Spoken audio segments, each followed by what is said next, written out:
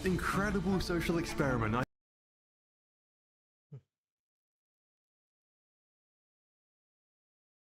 Come on.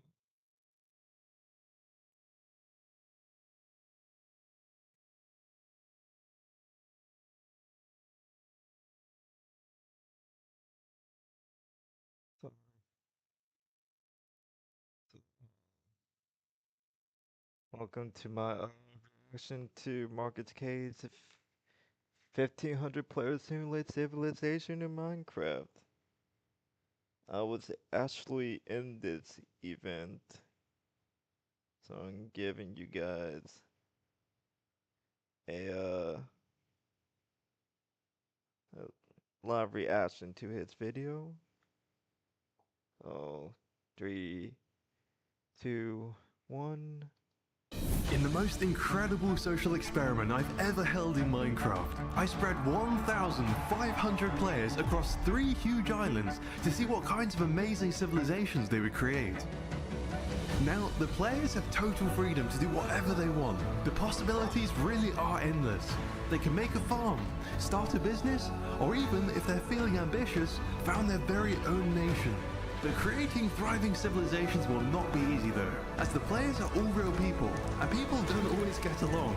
And if a player dies, just like in real life, they are dead forever. To test each civilization's strength, Day 7 will be Doomsday, where the borders between the islands will open, and the players will have to choose whether there'll be peace or war. The story that the players ended up creating is truly special. It simply had to be told. And with that, sit back, relax, and pick a player to root for as I present to you 1,500 players simulate civilization in Minecraft.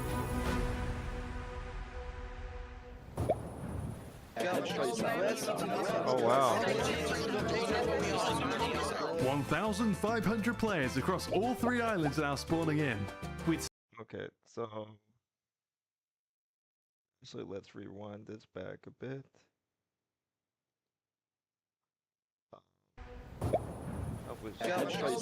Sorry guys. 1,500 players across all 3 islands are now Okay, so I was on this island.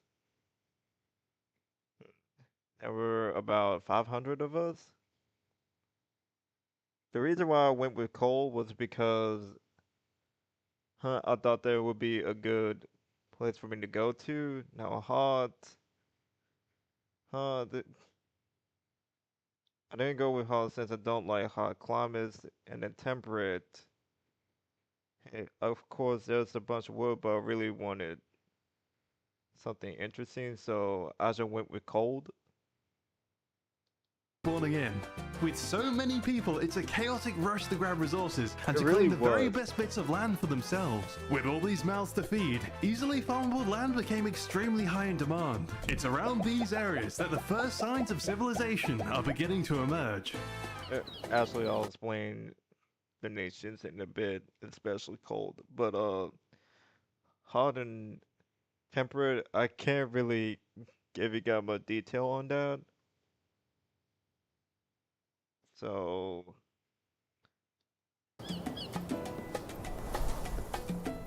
On the warm island, the majority of players settled around a lake in a savanna valley, one of the few green places on this barren island. Since this real estate is in such high demand, it's been divided up into lots of little nations. okay, so Wizard USA. I don't know who that guy is, but this is Wilty. Wizard.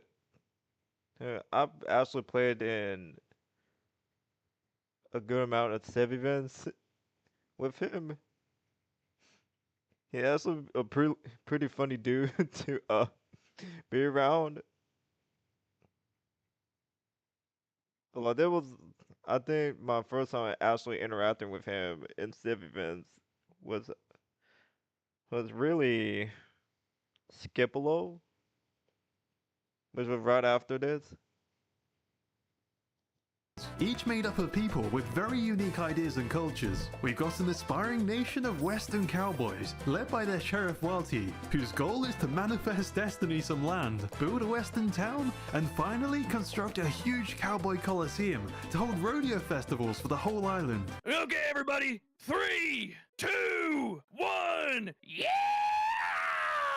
In this valley, there's also a tribe of sun-worshipping Aztecs called Tiki Tanati. Tiki Tanati, it means we love the sun in Old Aztec. Tiki Tanati claims to be a peaceful nation, but has plans to do human sacrifices to their sun god. At the peak Oh, I heard about this. Oh, I'm gonna let it play out and then I'll explain later. of their massive temple. To the north of the island, there's another sun-worshipping tribe called Solari. Yeah, we're the Solari tribe. These players want to construct a huge sundial to track the position of the sun to help them count down the days until doomsday. To Solari's east, players have founded Port Sand, a nation that players plan to be the economic hotspot of the Warm Island. We are a trading city where everyone can come and set up their shop and trade for a currency. Port Sand has a neighboring group moving in called the Scientists, who are planning to conduct all sorts of experiments. We're the science team. We're gonna do some experiments. I see. What is the goal of your research? You know, to learn. The Scientists have actually just been purchased by a big corporation, Wizard Heavy Industries, a company that plans to develop and sell weapons to the nations of the Warm Island. Its owner, the Wizard USA, is a hardcore capitalist with some very questionable values. Sometimes you have to sell your morals, your principles, and your ethics in exchange for money, all right? It just has to be done. Wizard has That's so American for him to say that. And the funny thing is the fact that he's from Florida. some very concerning plans for what he wants his new science department to research. All right, I have big plans for the scientists. Big plans. All right, so Marcus, I'm not gonna lie to you. I'm not gonna lie to you, yellow man. I might dabble in nuclear technology. She's gonna be my J. Robert Oppenheimer. Now, all across the Warm Island, there's so much going on. There's so many players are working together, and there's so many different nations forming. However, high above everyone else, whilst I was flying around, I stumbled across a small wooden house on a mountain, in which lives a lonely old man.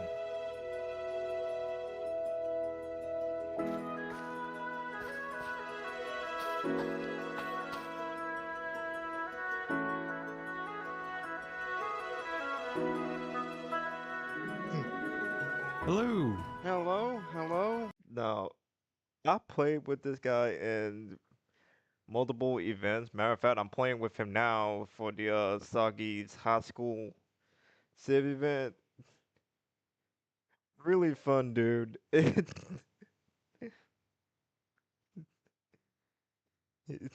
just have no words for him. He's just a cool guy. Welcome in my humble abode. I love your house. Well, I just was searching for like the highest place. What else would I need? This is Kogel. He's an old Dutch man who hasn't played Minecraft in over 7 years. All Kogel wants is to build his little home and peacefully. I found it crazy that he hasn't touched Minecraft in 7 years and he immediately got into that. Although I can't really say much because there was actually my first Minecraft civilization event. Enjoy the view. I have the view here. I have the ocean over there. He's a little worried though that Tiki Tanati, the big Aztec nation on whose land he's built his home, may come and kick him out. I just hope that they will not be angry at me, that I am here. Being all alone, Kogel has been struggling to survive. Right now, I am on 1 heart. I don't have the food. It's rough. Interestingly, someone from Tiki Tanati has left him a sign offering help, but Kogel doesn't trust them, or anyone else for that matter. Hey look, this guy's left you a sign offering you help. Yeah, people kind, but you know what it is? They give me a finger, and then they take my hand. They want me to join just so I can come cannon fodder for their war. Like he was really paranoid of other people just to explain that. But I'm gonna let this play out, and then you could make the decision for yourself. Boss, that ain't me. I will start working on it again. Who knows? You will still see me here in a couple of days. I'll see you later.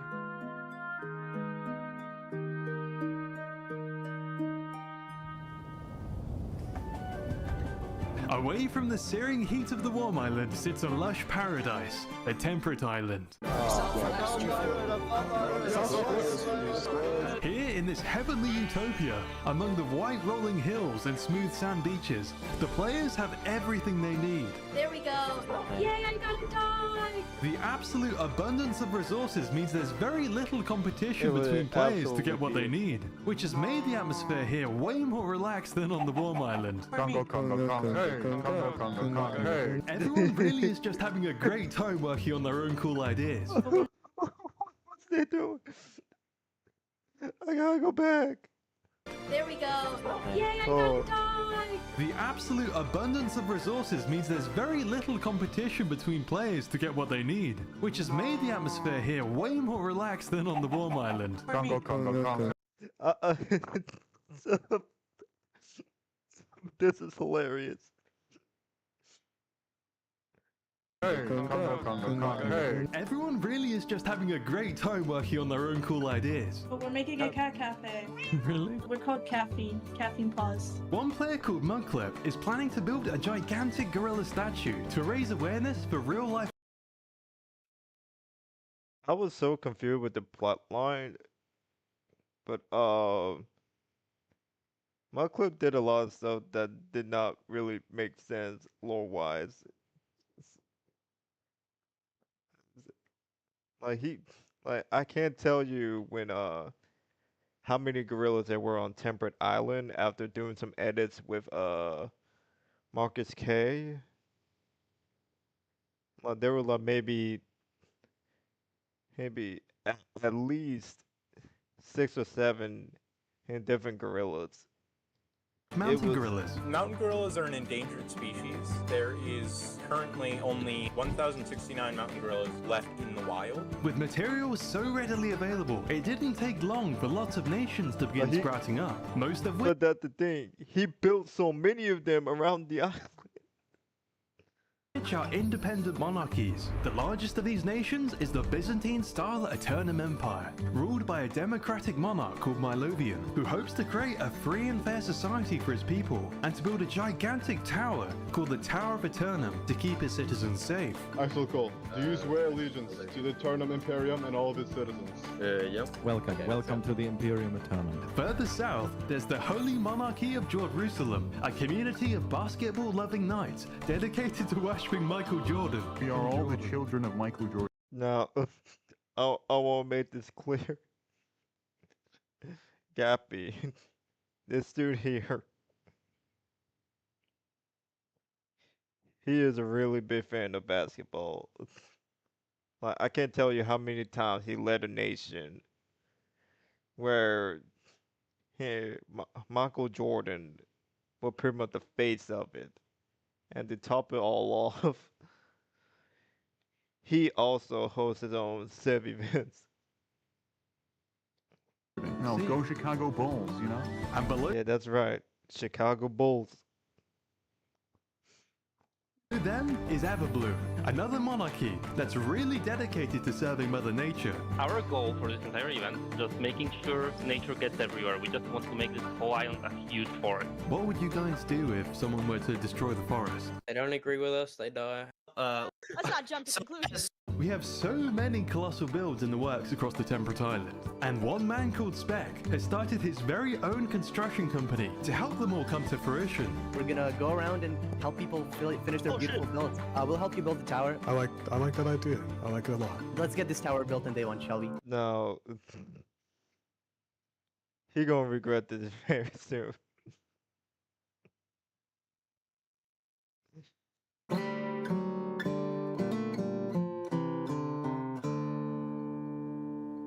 Now, this was Meanwhile, my over on the cold island, things are bad. Really bad. We need food, we need food! Marcus! So, here's something funny Actually, I'm gonna let this play out. Marcus is struggling. Exploring around the island, players discovered there are very few animals across this icy wasteland. And with most of the ground covered by snow, there are very few seeds to plant into crops. This, combined with the horrific weather, led to a mass famine across the island. I need food, please. I beg. The crippling hunger isn't the only issue players are contending with though. The snowstorms mean that hostile mobs spawning at nighttime no longer burn up in the day, making them a persistent danger. There's another baby zombie. I just killed one and now there's another one. Oh dear. Things are so bad on the cold island that some players are taking matters into their own hands. Gary punched me. What are you doing up there? Oh, marvelous. Realize he's still alive. He was revived, but it was bad on day one. Like food and the hustle mobs in the snowstorm was just so bad on day one. One player, named Lime, has completely had it with the chaos on the surface, and in an attempt to get away from it all, has chosen to abandon the surface altogether, seeking refuge deep underground. Everyone, how would you rate your surface experience currently? Not awesome. I'm in a cold island. Many other players actually happen to agree with Lime, and have chosen to follow him underground, despite some of them being scared of the dark. I'm scared. Better get used to it, because there's going to be no sunlight for the next 6 days. Please, I need it.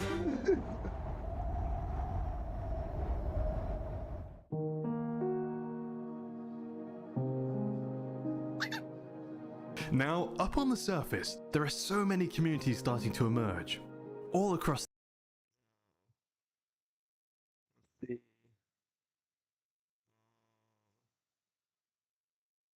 Oh wait. the island. Oh, I'm trying to find where There my are house is. communities atop looming mountains, whilst others have gathered around the coastline. Most are small, but there are some in the south of the island that are growing. Okay, so I was close to Sapphire Blade, but I wasn't really a part of Sapphire Blade. I was like more into this region here. But that'll be powerful. Let's see if To the north of the island, between a cluster of other nations, a player named Sharphuns has founded a nation of his own atop a hill by the ocean, called Polaris, after the North Star. Sharphuns, more than anything, wants Polaris to act as a shining beacon for the cold island. now. I played a lot of Civ events with this dude as well. Oh. But just to make you guys aware, the politics on the cold island were pretty interesting because the southern half, it was its own thing, and so as the north. I just want to make that very clear from the get-go. Leading all of its many nations towards unity, so that together they can appear strong to the other islands to prevent invasion. We push for island unity. That's our main thing. He knows that his goal won't be achievable overnight though. It's a huge task. He'll have to start small and then build.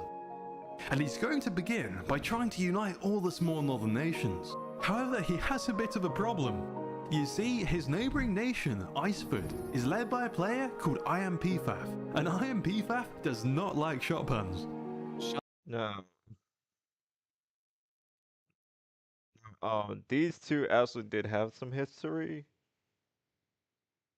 but I liked how it was approached in this event because there's a rule with metagaming, but instead of like breaking the rules about it, he he did some adjustment to it so that it actually makes sense in the event.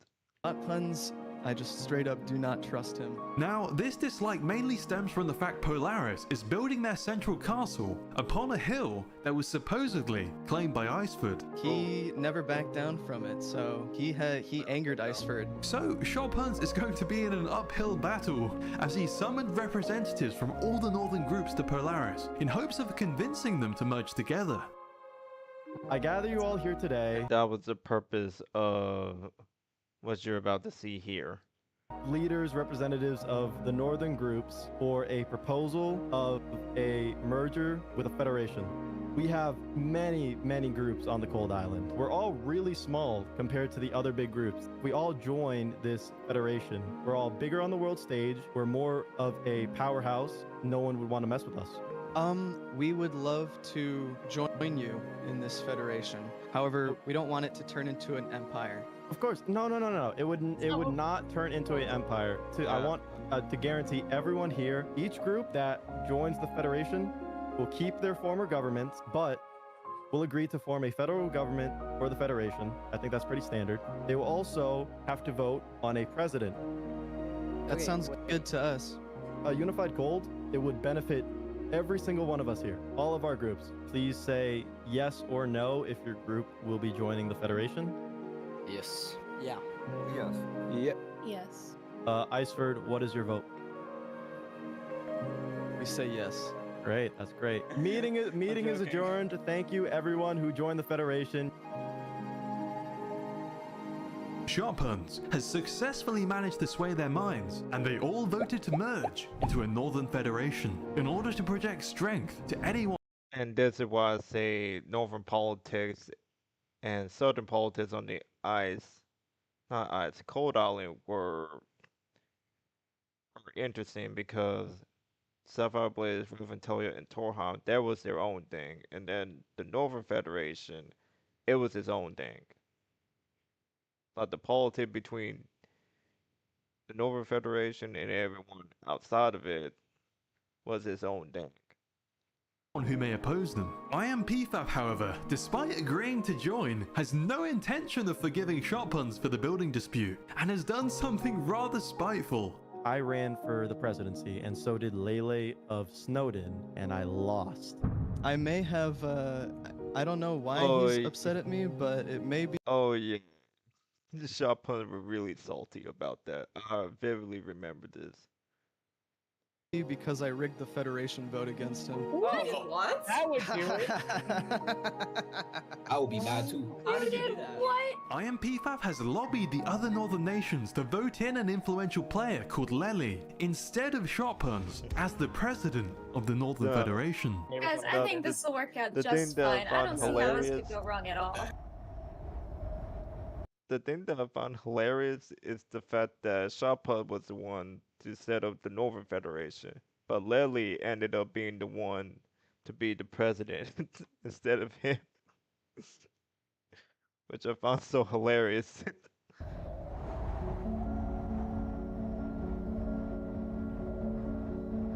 In the meantime, I've decided to go check in on Lime, who's organized his group of followers into his very own nation, which he has named Tenebris, the Latin word for darkness, a reflection of how his people believe they will find salvation deep below the snow.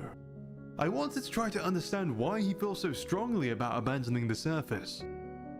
I'm not sure if you've looked around recently. This is awful. There's nothing up here. It's just a barren wasteland. I've seen it so many times. The groups at the surface, all they'll do, they'll bicker and argue and squabble, and they're all just gonna kill each other in the end. And that's exactly why we're moving underground. Underground offers safety. Lime believes that at their core, people will always act in their own self-interest, which in an environment as harsh as this, with such limited resources, will always lead to conflict. It's due to Lime's inherent mistrust of other players and his fear that there will be anarchy on the surface that he's chosen to take those that see his way of thinking deep underground to create a completely self-sufficient, isolationist nation. On the Cold Island, we have one player pushing for island-wide unity, whilst another is pushing for the very opposite. With such vastly different approaches to forming societies present on the same island, it'll be interesting to see what tensions arise and where the story goes in the following days. I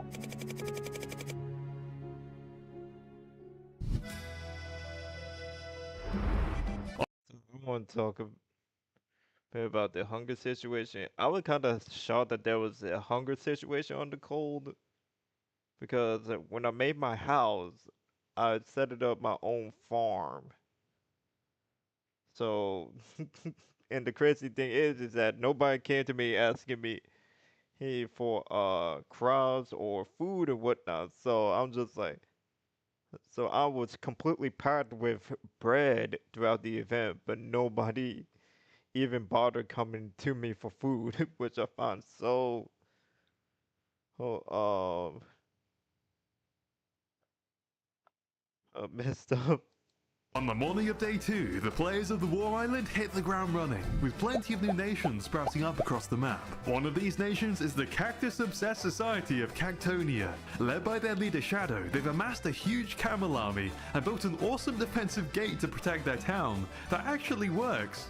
The players of Cactonia drew my attention to an unusual new player who's just moved in, who's become a bit of a national monument. Some guy waited outside our nation and said, standing still until I'm rich. So we made him part of our nation. He has been sitting here for the past hour. No. Yep. Yeah. While there, the people of Cactonia were kind enough to invite me to a comedy show. Humpty Dumpty had a great fall. Summer wasn't too bad either. That sucked. Alright. Elsewhere, Wizard, the CEO of Wizard Heavy Industries, has started construction of his company headquarters, Wizard Tower. To help build it, he's enlisted the help of his new ally, the Cowboys, who he befriended on day 1 by telling them that his company will be great for the people and supposedly environmentally friendly. Well, Wizard said that he loves the environment. Yeah, they're apparently very pro-environment. So I think a capitalist would never lie. A capitalist would never lie. Yeah, of course. Look at that face. I would never do anything wrong. I would never do anything wrong. When I spoke to Wizard's employees, though, they told a different story. We get hits on the back of the head if we don't work fast enough. Anyway, across the...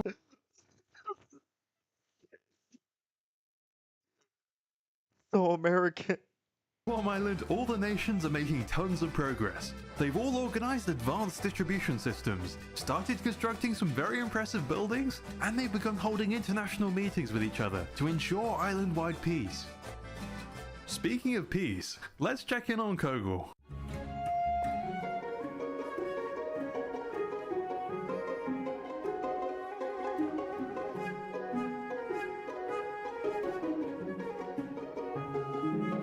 He got iron. Look at this fucking thing they're building. What is this? Tiki Tanati, the nation of Aztecs who own the land on which Kogel lives, has started construction of a ginormous sun temple, spoiling Kogel's lovely view. Marcus, I told you yesterday, the view was the nice thing. Yes. But I'm not happy about this. I'm not happy about this at all. The big leader came. He was like, yeah, you really need to move this place. It's so nice. I felt so I bad just for told him, him. no, I'm not going to move. That's right. Kogel refused to move to the leader of Tiki Tanati, and ever since they've been trying to bribe him with valuable items. They give me everything. It's like the big mega corporation trying to buy me out. I see. I'm not going to allow it. I'm going to be the Chinese guy who has his house in the middle of the highway. In fact, Kogel has been actively protesting the construction, and in return, the Tiki builders have been mocking him. Look what they're doing. They're showing their... Wait, they're mocking you. Kogel is extremely determined to not let the big nation of Tiki Tanati remove him from his little home. I do have a last resort solution, but we still need some gunpowder. Right. I just want to make this known. He went through the ends of the earth for that view. And it was hilarious. Oh. Let's hope it doesn't come to that. Yeah. But if I have to, Marcus, Yeah? I'm going out with a bang. I was here first and I will defend my mountaintop with my life. But where will Kogel find enough explosives to carry out his plan? Well, he doesn't have to look as far as you might think.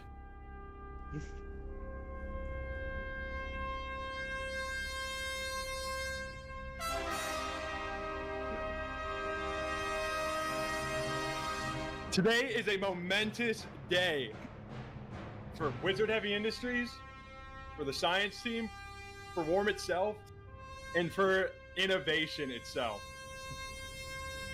Today, we are going to test something that will change history. If this succeeds, there's no going back, and we will have won. Drop when ready. 3, 2, 1. Oh, it didn't work. It didn't my go far enough. Push it, Like, give it up. I can't tell you how many times of a fail they had in this. Like having the TNT drop. It was hilarious. Give it another push. Give it another push. Give it another push. You're gonna die. Just push it. Push Like, it. walk into it. Walk into it. Just walk into it. It won't explode. I swear to God, it won't explode. Run, run, run! Wait, it stopped. It got caught on the edge. Oh my god. Oh my God! Oh my god.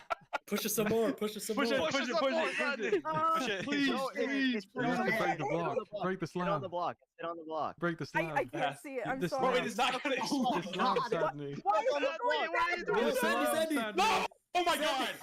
Oh my god. On the block. That could have been actually disastrous.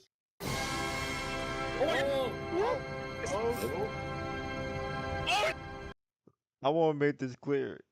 This dude, they did this twice, and this man lived miraculously. Oh my God! He lived. He lived. Oh my God. Oh my God, that was beautiful! Oh my God, that was beautiful! This is what science is all about.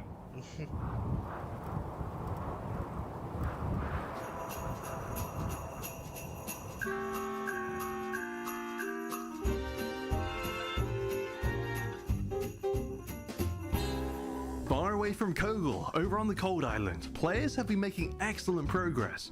For the most part, they've overcome the rough start they had on day one, and are actually beginning to pursue all of their interesting ideas. Right. For example, out in the wilderness, this old lady has opened up a little bakery. Oh no. Terrible, actually. Someone's vagabonded my home. They've stole my wheat. I think the cold has made everyone go mad, to be honest. Apparently, she's gotten word of a rival baker, a player named Pat, who's been giving out bread for free. I have to be the best bakery around, you know. I can't be the, can't be second fiddle to some other shoddy baker. As an elderly individual, I couldn't go over there myself, but maybe I could, get someone else to deal with them. Wait, do you wanna kill Pat? I'm a very upstanding individual, thank you very much. Are you saying that I would do something bad?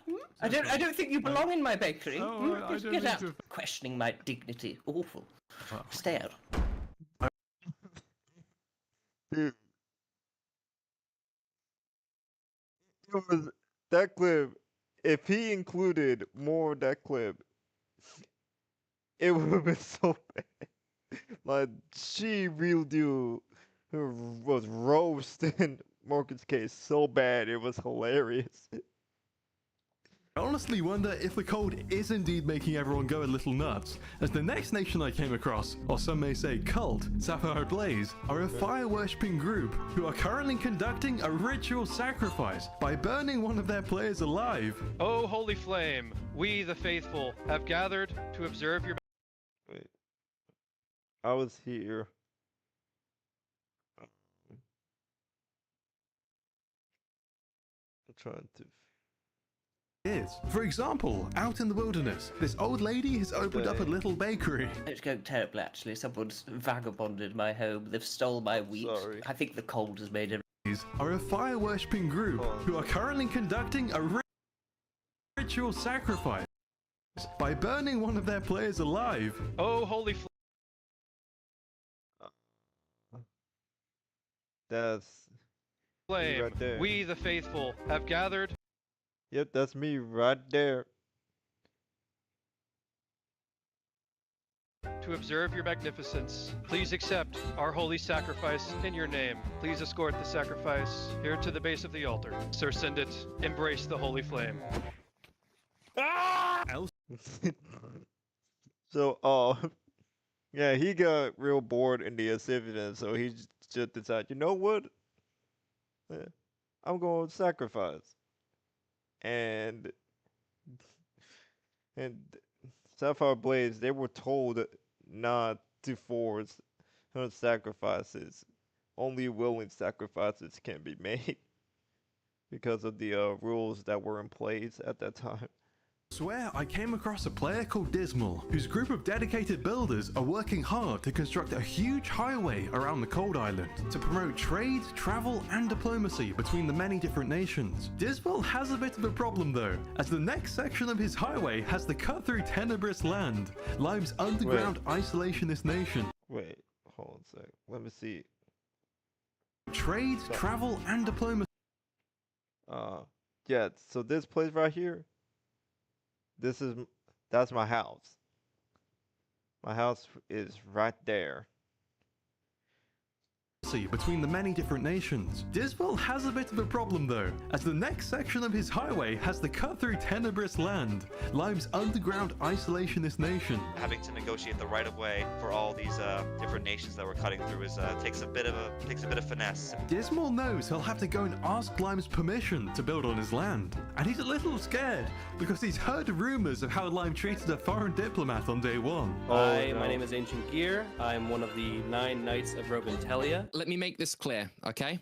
We do not want to work with you or the Surfies. We're perfectly fine here. Snowball him, lad. Snowball him. Get out.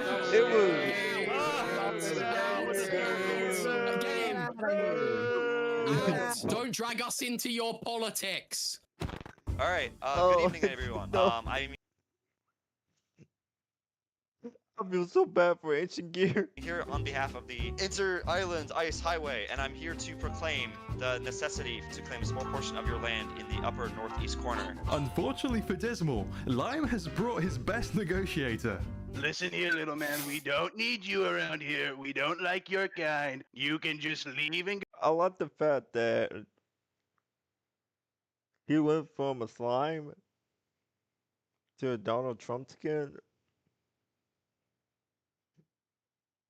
And I also remember Marcus debating on whether this should be included or not because of the politics surrounding this. And then it finally decided, you know, I'm just include this clip here. Go back to your snowy place. Okay. I mean, isn't your place also snowy as well? Oh, shut the hell up. We just want to escape the snow with our underground place. Please just go home. We don't like you. Okay. And after a vote, Dismal was chased out of Tenebrous. Let him run away. Let the little man run away, everyone. Due to all the cult, Tenebrous's entrance way was by far the worst entry point for a nation I have ever seen. And violent grandmas on the surface, many players hearing of a sanctuary nation below the snow Oh, it have was fled so underground bad. to join Tenebrous. Yeah, To yeah. cope, Lime has constructed an airport security style immigration system called the Tenebrous Security Administration, or TSA for short, to It was filter out the bad. good players from the bad.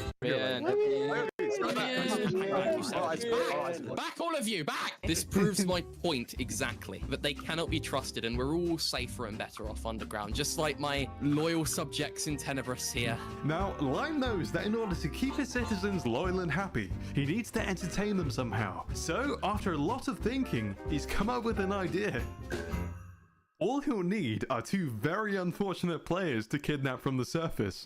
Let me introduce you to Pat, the proud owner of his very own bread charity. I'm currently trying to make a sort of charity where I make stuff and give it to other people. And then there's Ryan, a player who plans to make lots of cozy cottages out at sea, for players who just want to get away from it all and relax. I'm planning to make like a bunch of more cottages for people to stay in. Hello. Hello, Pat. How's your day today? It's fine. Congratulations, you're the lucky winner of our raffle. Congratulations. Yay! Yeah, woo! You win a tour of Tenebrous. Congratulations. And when the tour concludes, you get riches beyond your wildest dreams. Let's go. This Come sounds on. amazing. Let's go. I just made this wall. It's okay. You won't be needing it. Let's go. Just curious, Pat. If you would have mysteriously vanished, no one would notice, right? No one knows me at all. Now, okay, here's the irony in this. Iris, who well, not exactly led, but she did hold a leadership position of Sapphire Blade. They was actually looking for Pad. It was bad. Okay, marvelous, perfect. Okay. Hello, hello. How are you doing today? I've got some fantastic news for you. Oh, what is it? You're the second lucky winner of Tenebris's random prize raffle. You win. What? Congratulations. After this, I'm allowed to go back to my home, Yes, right? of course. Yes, Yeah, of course, yes. Any Welcome, doors, esteemed guests. Real, come on, Pat, let's go. Oh wait, Pat, I've seen you around. Welcome to our lovely TSA checkpoint. Come on, through. Welcome. It's just like getting on an airplane. We just have to make sure you're not carrying any dangerous weapons. Right, okay, put all of your items in the scanner, please. Hands out to the side. Beep, beep, beep, beep, beep, beep, beep. Okay, everyone, your riches await as soon as you provide your papers. Papers, please. We just need a visa. Papers, please. Do we not have your papers? Right, through here. Come on. You have to go through In here. I don't have any papers. In I here. live in the middle You don't of have any ocean. papers. Get in here now. In, all of you. In. What the hell? Okay, right, cool. Find out why they haven't got their papers. I'll be outside listening to like TikTok or something. Gentlemen, I'm sure there's just one big misunderstanding. Hey, can one of you block out the exit, please? Gentlemen, I'm sure there's a pretty reasonable explanation why there's no papers. Could you just explain why there's no papers here today? I live in the middle of the ocean. I don't know what papers are. Get a load of this guy. No papers? I don't know what papers are? I know What about you, Pat? What about you, Pat? You don't know what papers are either? Yes. You don't know what papers are? Okay. Yeah, I don't know what it is. Oh, okay. I understand. So what you're telling me is you're gonna lie to me in my face, in my nation. I'm not lying. I and never you seen can it get before. away with this? Is this just a joke to you? It's only one thing we can do to you guys. Send them to the pit. Okay. Unfortunately, since you have not produced the papers, the contract we signed is now null and void. The riches are gone. I get them. Come with me. Your I signed a contract. Is the pit. Get moving. Come on, out. Follow me. Follow. Send them to the pit. Everybody take your seats. The performance is about to begin. You two in the pit. Get in. You in now. Listen, gentlemen. There is no escape from the pit. If you try to escape, we will kill you. If you don't kill each other, we will kill you. Only one man is making it out alive. Oh, no. Understand? You two gotta club each other to death. Any questions? Good. On your marks. Get set. Go! Yeah. Come on. Yes. Where you going? We gotta win. We gotta support the people. We gotta do this for the people, Ryan. Yes. Sorry. Are you not entertained? My money's on real. Let's go real. What I killed them. Here you go. See, Pat, we promised you riches. They were real all along. I killed someone. Pat.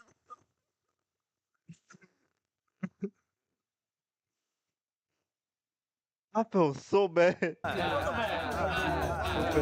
If you tell anyone about this, I'm gonna have to kill you. Turn around.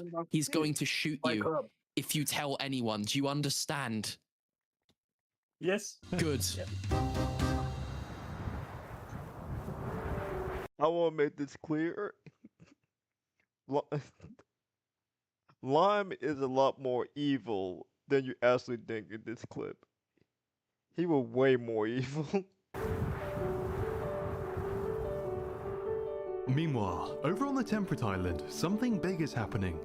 On the north coast, there's a tiny little nation called Sovereignty, in which lives a player called Blindspot. Now, Blindspot has been living a quiet life in this little town, simply minding his own business and having a good time with his friends. He has, however, kept an ear open to the goings-on of the wider island around him, hearing rumors of all the huge monarchies, empires, and corporations that are growing. And in listening, Blindspot has noticed something. Nearly all of the large groups on the Temperate Island are governed by sole individuals, kings, queens, emperors, and CEOs. He's also heard rumors of a small purge that was executed by two of these monarchies. Apparently, Jerusalem and Everbloom had quietly taken care of a group of so-called heretics who are building a church in between their land.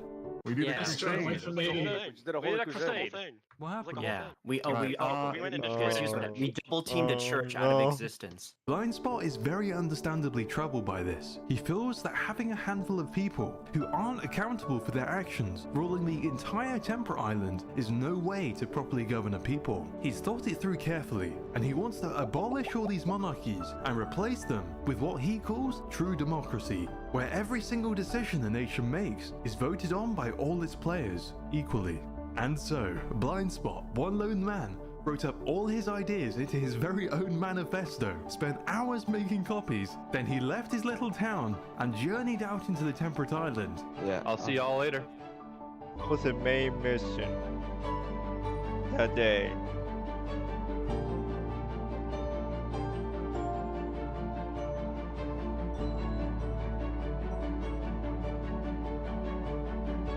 Hi, how are y'all doing today? Hello, who is this? Blindspot, I've come to give you all a message. So, like, who's the message directed to? The people, everyone. It is the message of true freedom.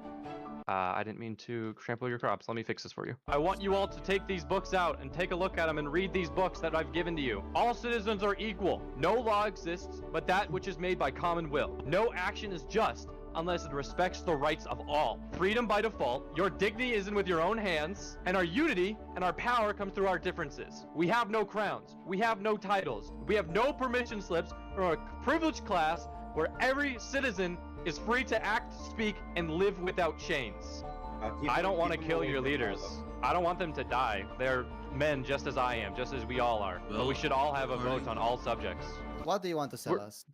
I'm not selling you anything. I'm giving you books. Nearly everywhere he went, the Eternum Empire, Jerusalem, Everbloom, Treesman, Forgotten Grove, they shooed him away, laughed at him, and in some cases, even burnt his books. Guys, I think there are anarchists here. There are anarchists. I'm not anarchist. I am not an anarchist. I don't wish to fight. I just wish to share a message. Go away. This is a monarchy. It works perfectly with the queen. Go away. Does anyone have a flint and steel? I'd like to do a public burning of these books. We don't believe in this. Yeah. You don't believe in true equality? Burn the books. Burn the queen. Praise Mother Nature.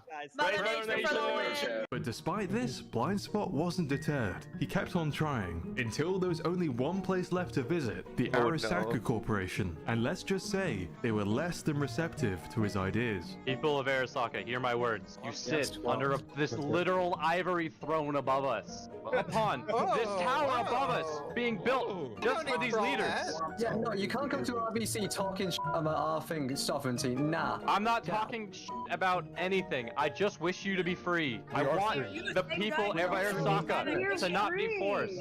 Blindspot, you doubt the loyalty of my people? Is that what I don't doubt their loyalty. I doubt leadership. If we learn upon ourselves, and the will of the people is what matters. To preach free will. Jealous of our tower. With Arasaka. If you truly are free people, read, understand who you really are. Have these books. Understand what's going on. I don't want to see you over here again preaching anything ever. I don't want you over here talking with my members. I damn sure don't want I don't want to see you bringing books over here. I think you've overstayed your welcome. You're distracting my builders. We're supposed to be building our glorious tower right now, and what you've done over here is sabotage. Call it what you want, but it's sabotage. I humbly request, with your free will, get the hell out of my glorious tower.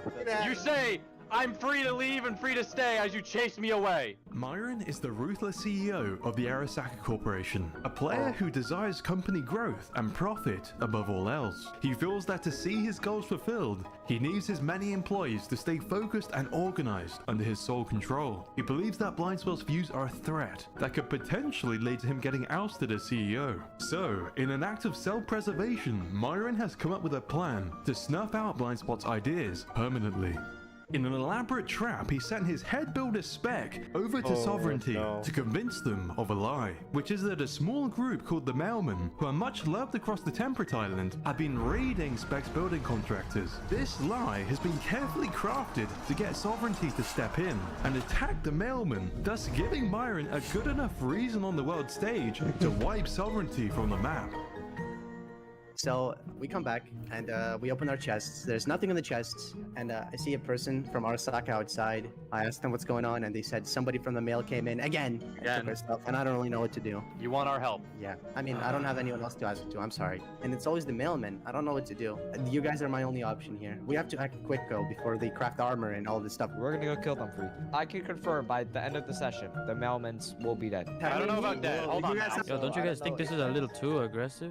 Yeah, we should definitely at least let them speak first. Unfortunately for Myron, Blindspot managed to rein in his friends and wisely cautioned against the attack on the mailman. Myron's plan to get Sovereignty to attack the mailman has failed. You might think at this point Blindspot's gotten away with it, but I'm afraid you'd be wrong. Get ready for battle. Get ready for battle right now. They're gonna march on you as soon as possible. They're marching. Who's they? They're Arasaka. Who else? Oh.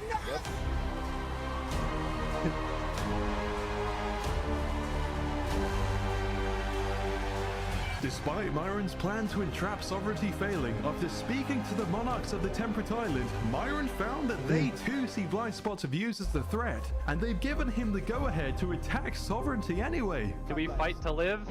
Or do we fight to spread our message? Because today, we may fall and enter our gravestones, but our deals, what we truly believe, live on. Our books, our manifesto, our knowledge will reign on. Hopefully our voices should echo in the lungs of every person still alive to speak it.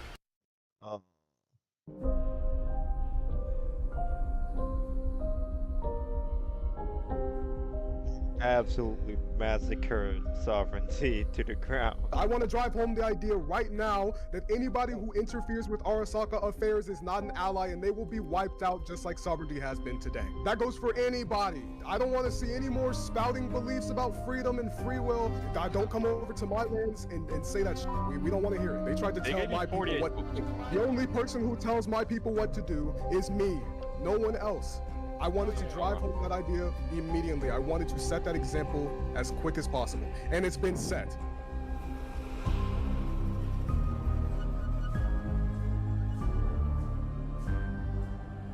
It was.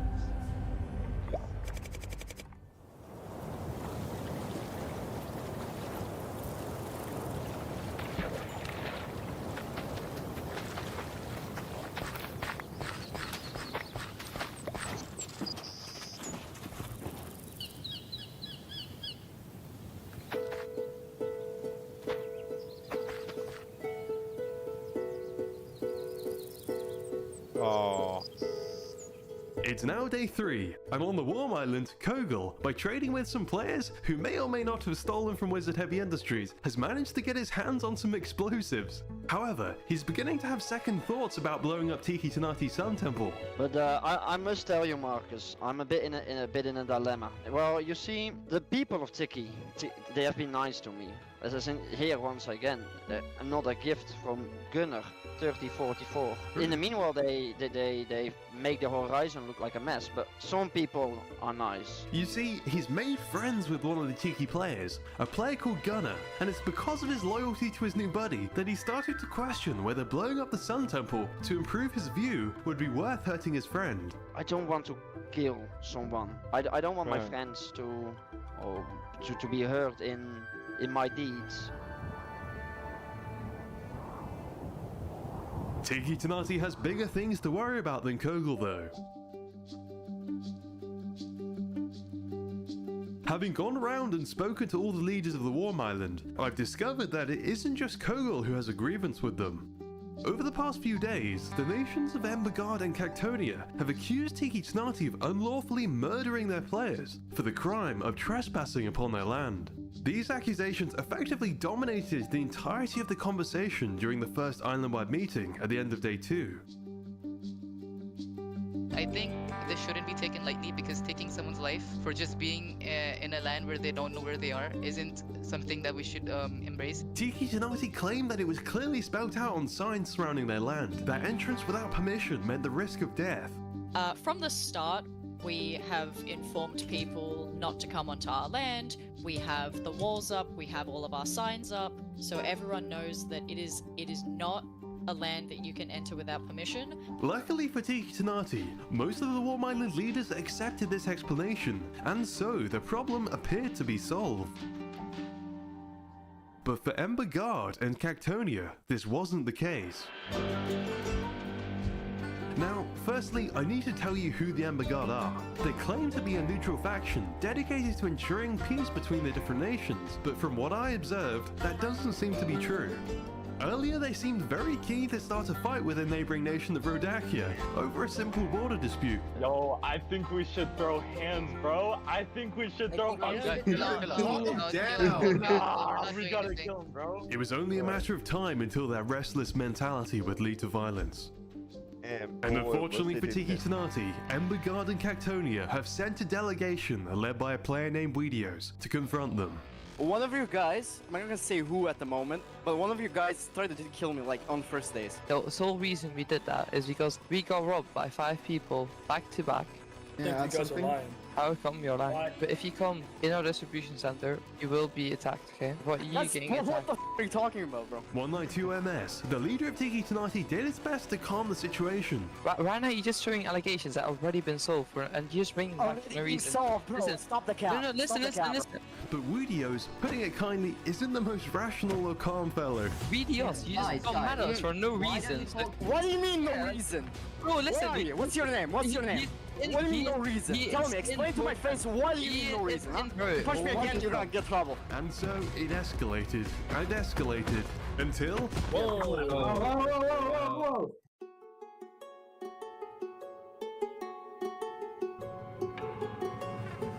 With Weedios' death, the angry delegation withdrew, and for a time, things were hanging on a knife's edge. Then, Tiki Tanati made a grave mistake. While hunting down some murderers running across the desert, they accidentally ran over Cactonia's land. And Shadow, Cactonia's leader, panicked, and even though the Tiki players had no ill intent, he's using it as a justification to call upon his allies, the Ember Guard, and declare war on Tiki Tanati. If you are not already aware, we have declared war on Tiki Tanati. They have bullied us. They have came into our lands on several times without permission. They cannot be trusted. We will not be the punching bags of Tiki Tanati, and therefore we shall march into their land and kill them.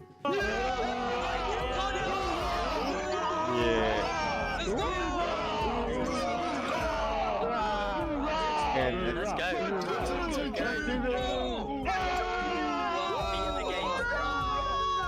Dude, we gotta kill everybody, bro. Yep.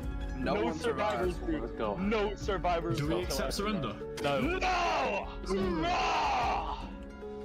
Go! Everyone up and down! This is crazy, oh my god. Wait. Oh my god, oh my god. Guys, build up. I'm on the walls! Guys, get in, attack. Oh shit. I'm dead. It's been fun, guys. I'm dead, it was another. No! They're retreating. Go. I died. 192's there, He's surrounded. 192 is right here. Kill him! He's almost dead! Let's go! What's going on? Nice, good job. Ask him something.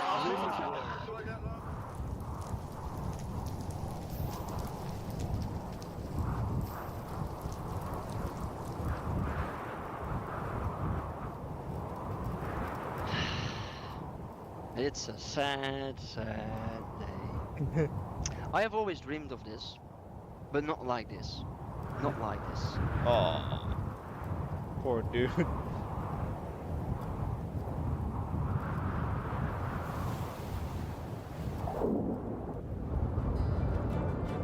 Meanwhile, on the Temper Island. We're Mother Nature, we spread her message. You Mother Nature. Everyone come free. Let's go. This is the nature-obsessed people of Everbloom. Alright, start planting. This whole area is bare. There is no trees here. We need to plant. Their leader, Queen Gwen, has urged them to plant trees all over Arasaka's land as an act of protest against their mass deforestation. They're even placing saplings all over the ruins of the church that they wiped out with the help of their ally Jerusalem the previous day for the crime of not worshipping nature or Michael Jordan. Nature reclaims all. That's hilarious. Heretics. Reforge the evil church. Everywhere on the Temperate Island, ideas are flourishing. And not only in the big nations, there's plenty of smaller projects and ideas making tons of progress. The giant gorilla mud clippers been building for charity is complete. The mailmen are delivering letters all over the island from their newly finished post office. And a new small faction called the Rangers have established themselves, their goal being to patrol the roads and paths of the Temperate Island to ensure safe travel. There's another little faction called the Worker Ants, a group of players who want nothing more than to construct their anthill and take care of their most important member, their dog Scott. Yes, Scott. He's our mascot. He's named after Ant-Man. Ah, clever. It wasn't long before I heard rumors of a rising star on the Temperate Island, a traveling bard named Sage Starman. Hello there! I am the great Sage Starman, musician, storyteller, teller of tales, and it is my dream to travel the world and share my music and sing the praises of great deeds. O holy land, Jerusalem, beset thy holy sport. Free throw your cross and banister across the temperate court. That's so beautiful. Forgive me wrath for traveling, my pilgrimage is nigh to holy towers of cobblestone atop the hills on high. Thank you. Hoorah! Hoorah! Thank you. Hoorah! Other than the gigantic Arasaka Corporation, there's loads of small businesses sprouting up over the Temperate Island. There's food trucks, restaurants, and even a cat cafe called Cat Theme, who kindly invited me in. They weren't very pleased with my order though. Could I have a nice cat steak, please? Cat steak? Oh, yeah, it's a cat cafe, right? We don't serve cats. I can go get you. Other than Everbloom and Jerusalem, there's another fanatically religious group who for some reason worship the number 8. We worship 8 and we hate 4. Can I ask why you There were a bunch of 8s around Temperate, and I was so confused at what was going on. Now I'm getting an explanation for it finally. Worship 8? Because it's a great number. Welcome to the first sermon in the official Ocho Church. Amen. Amen. Amen. Amen. Amen. And meanwhile, back in Jerusalem, there's a bit of unrest amongst the citizens about the massacre of the church the previous day. Some of them are starting to question whether it was justified. So, to crack down on any dissent, King Gappy has created a system called the Confessional, a place where players can confess any rebellious rumors they've heard. So, the confessional is not just used for confessing your sins, but also confessing any secrets or tales you may have learned. Those secrets and tales will be passed to me anonymously, and they will be dealt with immediate effect. Players in Jerusalem have understandably started to question some of the more out there decisions their leader has been making, one of which is absolutely wild. He got a permanent tattoo of my character's face. What if I told you someone got a tattoo of you? What? Check your messages. There's no way. No. That's banners in this the chest. Y'all hell? do what y'all want to do. Now, that may all be fun and games, but there's some real tensions and concerns growing behind the scenes.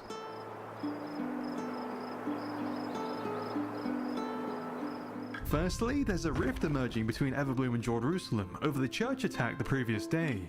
Me and the Templars did some religious wars where we destroyed a church, and now the Templars have decided that actually we did a bad thing. King Gappy, despite partaking in the massacre too, has been going around expressing his regret, whilst publicly putting the blame on Queen Gwen. I believe that there's some complexity with Everbloom.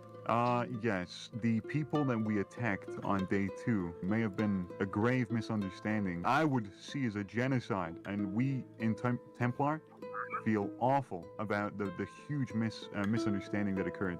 Then there's what happened to Blind Spot. Despite being all for it, the monarchs of the Temperate Island feel genuinely threatened by the sheer military power Arasaka demonstrated. And so, they've collectively formed a huge defensive pact called the Sakura Alliance, in hopes of acting as a deterrent to Arasaka.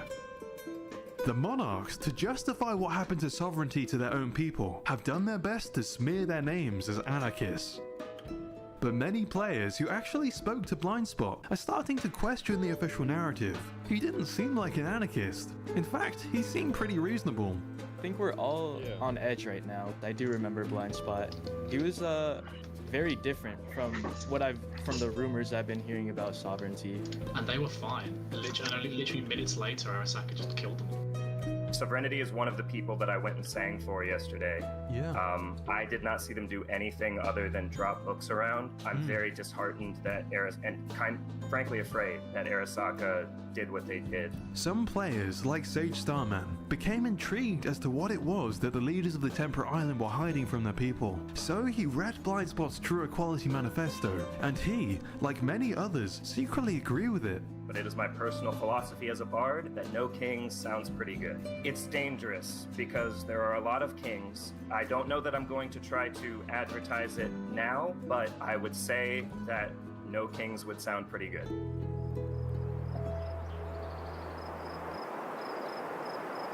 Unfortunately for the people of Everbloom, faith in the leadership of their monarch, Queen Gwen, is about to be tested in a big way.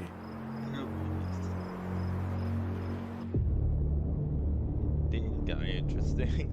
The Arasaka Corporation CEO, Myron, is angry with Everbloom. You see, the trees that they planted at the start of the day present a big danger to his builders, as he can't water bucket clutch onto leaves, which disrupted his tower's construction.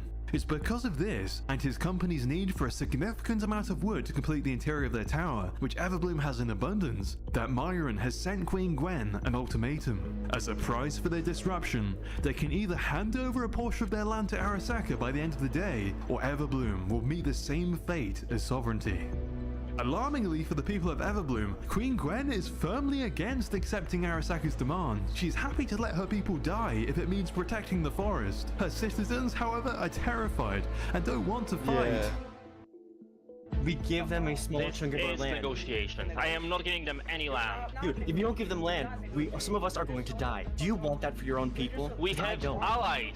Right now, I don't want war! What you going to us to do? We're going to die! So you'd rather live in fear? You'd rather live in fear? Just cower like a fool!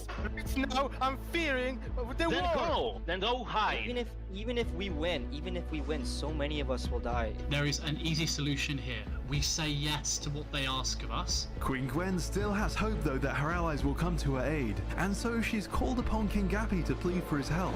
But unfortunately for her, she's been betrayed. You, yourself, are putting everyone's lives at risk by not complying with what would be a reasonable offer from Arasaka.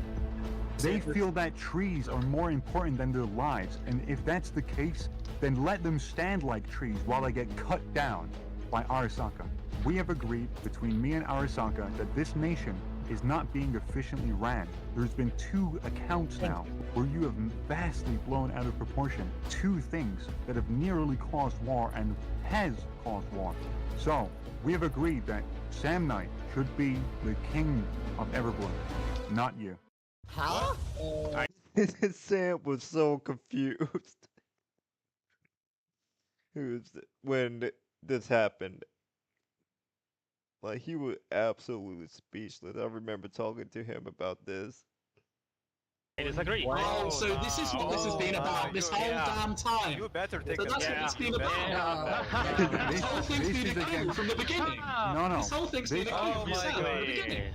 And with that, Everbloom's time has run out.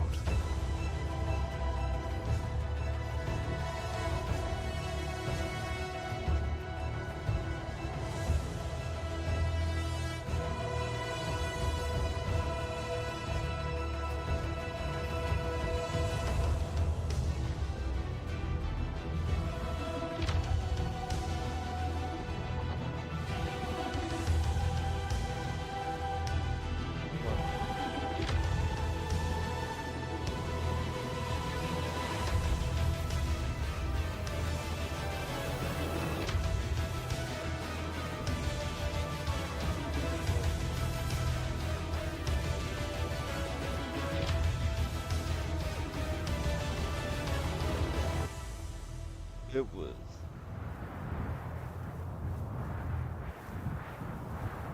Meanwhile, on the cold island. Oh no. Oh. It's a disaster. The Viking nation of Torheim and large sections of the south are on fire. Well, our town hall is completely gone, bro. Even Pat's charity burnt down. This is an act of war, though. I mean, Pat was under our protection and our land. This will not stand. We will not stand. Pat didn't do anything wrong. He runs a charity shop. Who burns down a charity shop? That's me. So let's see. Let's go back. Okay. And large sections of the south are on fire. Well, our town hall. I'm trying to find.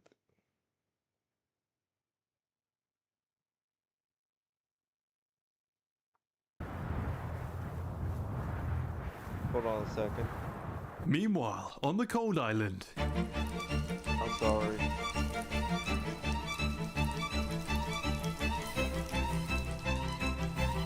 It's a disaster. Okay. I burned this part of the cold island. So this is a nation called Kingstead, and not a lot of people like this nation on the cold island because they're stealing and griefing different places on the island. And between days 2 and 3, it was leaked that Kingstead will go to war.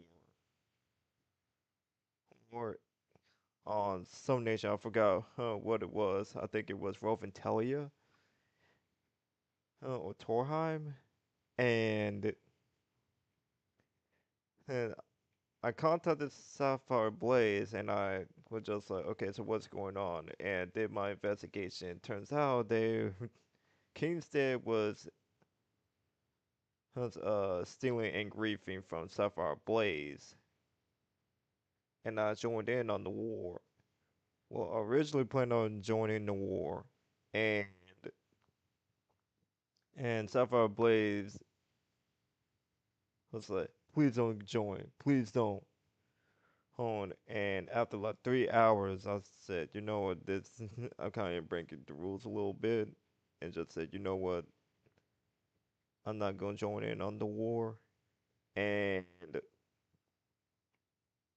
come to find out, like 5 minutes after making that decision, someone from the nation called me a slur, and I was just like, okay, that's it.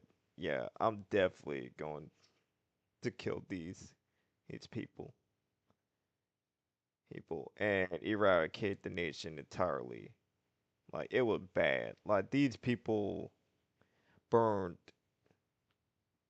like, the vast majority of the South. I think that my cabin was the only...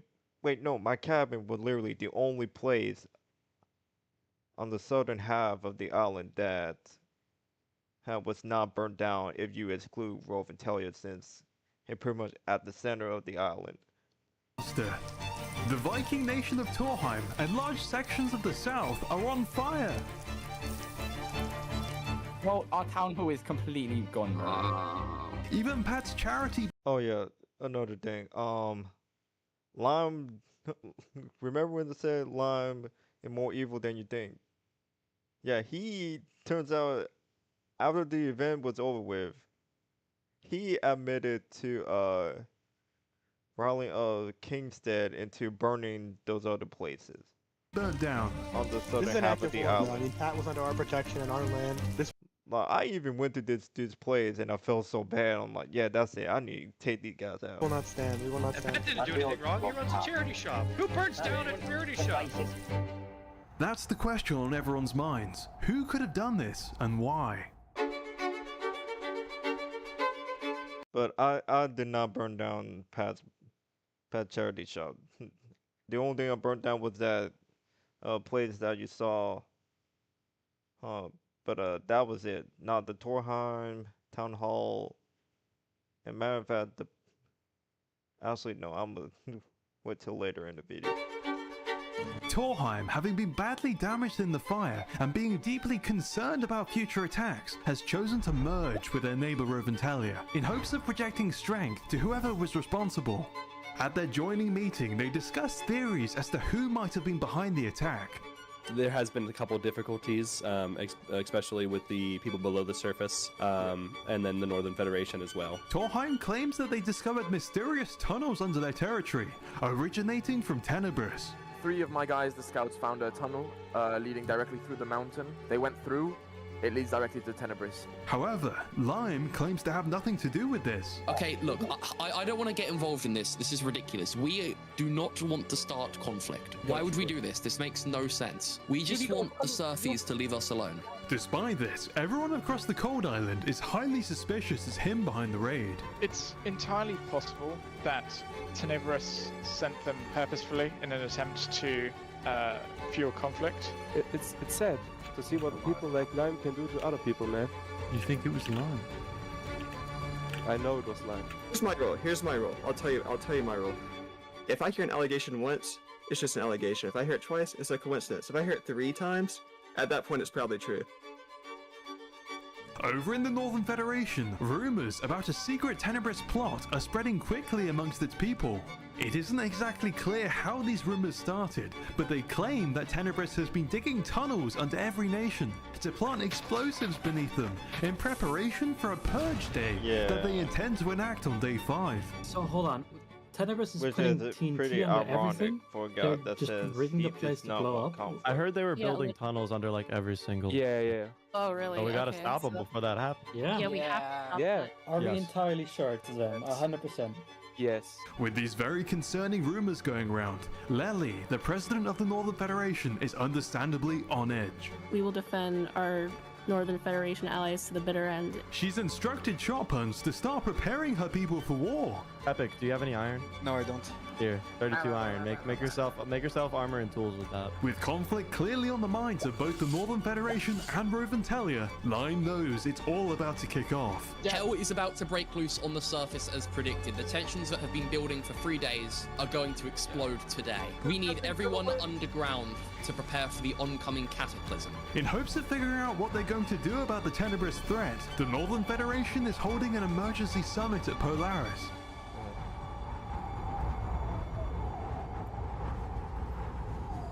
Okay, so we are gathered here to discuss the growing tension with Tenebris, who are allegedly placing bombs underground all the smaller civilizations. So we're gathered here today to discuss what the Federation is planning to do about this.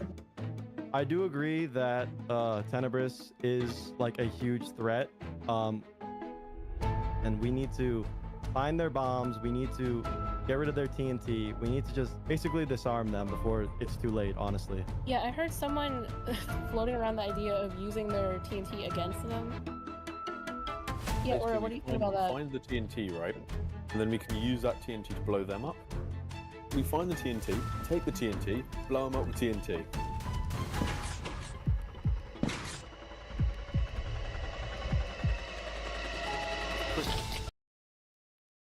This happened a few hours later after the sun was on fire, so it was a really chaotic day. But when I saw 7 people dying, I'm like, oh crap, what happened? Oh shoot! Bro, what the What's happened, guys? Oh my god. Go! This was planned. Yeah. What the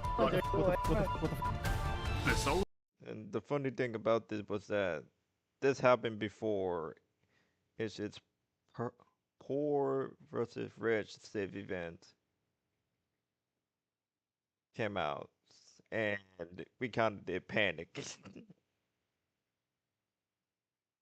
The survivor of the attack was Shotbuns, who survived entirely by luck when a player called Slockman annoyed him out of his seat right before the dripstone fell. How did this happen? I don't know what the happened. What happened? I'm in my castle. I'm in the castle. I'm at the throne room.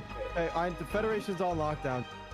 Shotbuns, shaken by his near miss with death, has hired a private detective from Polaris called Wolfram to get to the bottom of this. Shotguns, I'm gonna have to charge double for this investigation, I'm afraid.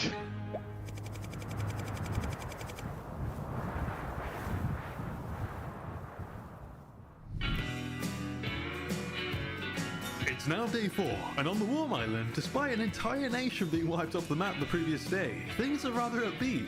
You see, no one, other than Cactonia and the Ember Guard, really understands why Tiki Tanati was destroyed. And so, for the most part, everyone's just sort of assumed that they must have deserved it. What even happened between Tiki and Cactonia, man? I don't get it. It's honestly amazing just how unaware the nations of the Warm Island are surrounding the Tiki Tanati massacre. Instead, they've all been incredibly focused on completing all their unique ideas, and all in all, just enjoying life in the desert. You see, I've been through the desert on a horse with no name. It felt good to be out of the rain. For example, over on the west coast, there's a small group called Steam and Trades, whose goal is to build steam trains and trade with the nations of the Warm Island. We have our first train here. This is the mini train. Oh yes, oh I like this. This is cool. This is a train which I'll end up destroying and bring to people's bases, and I've got the chest here which I'll use to trade with people. On the southern shore, there's a small nation called Varangia, who want to be the historians of the Warm Island by recording all the major events and archiving them in their Library of Alexandria. Currently, we are the most southernmost nation on the map and are building the Great Library of Alexandria to hold the entire history of what happens on this island. To the north, I got word that the sun-worshipping tribe of Solari is conducting a human sacrifice to their sun god using a gigantic magnifying glass that they built, which they call the Magnifier. I introduce to you all the Magnifier. Glory to the sun god. Solari are definitely a committed bunch. In fact, I caught them making their citizens do a leap of faith off the top of their sundial into a pit of lava. Now, there wasn't any real danger, since they put water right below the lava, so they should all just fall straight through unharmed. But I saw the opportunity to do a little trolling. Do you have faith? Safe. I have full faith. Because it may in every look single one of unsafe us. down there, but if you have faith, then go and test your faith. Embrace the fire. Ode to the sun god! Oh. Oh my god, did he miss the thing? Okay, who's next, guys? Who's next? Jockey, have you got faith? I mean, I just watched him die, but like, I think I can. You know what? Yeah, start. Yeah, I think you're fair. Let's go, Jockey. You got this. Wait, what? Marcus, did you put blocks underneath our sacrifice? No. Just to clarify, don't worry, I did revive all the people I killed. Anyway, the Warm Island really is prospering. Everywhere you look, there's impressive builds nearing completion. Just to name a few, the Wizard Heavy Industries Tower, the Holy City's Water Temple, and the Cowboys Coliseum are all really coming along.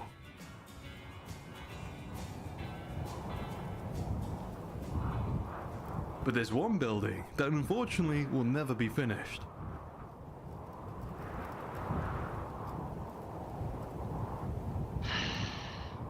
Every single one has either been slaughtered or died. Oh, they killed my friends. It's insane.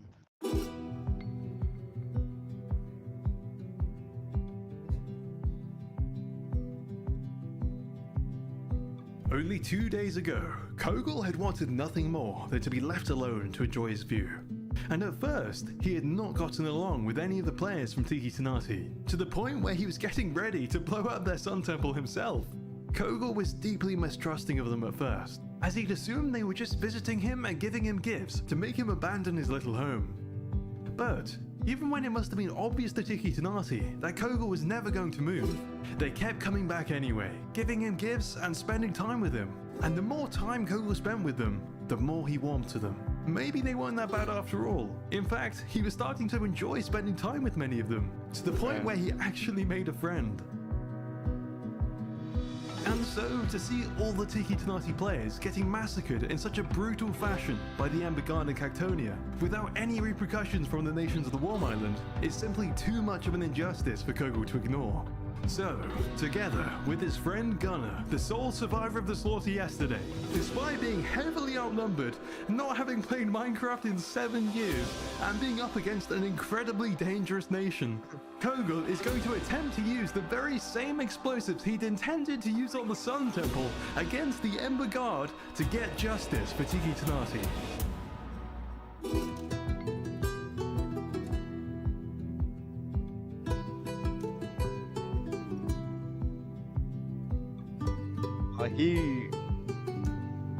He felt really bad.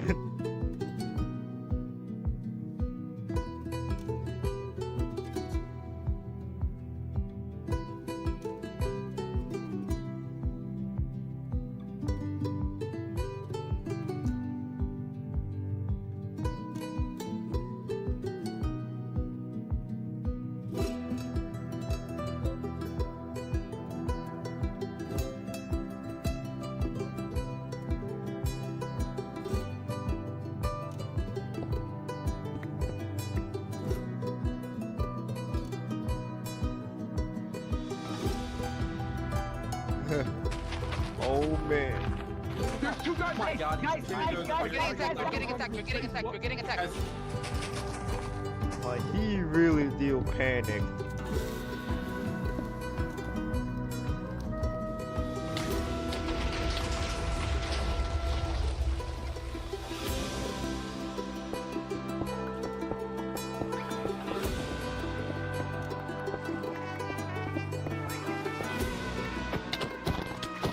Like, oh.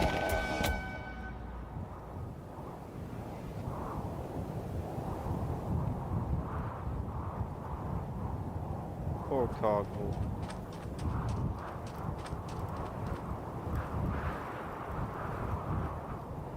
At least he made it out.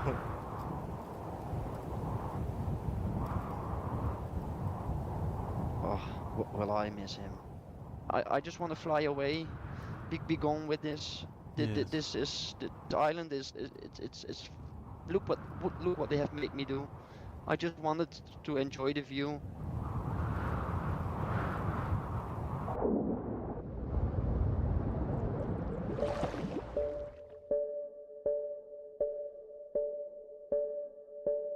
Across the ocean, there's a bleak uncertainty rolling across the cold island. Up on the mountain, Roventelia is readying its people for a conflict everyone knows is coming.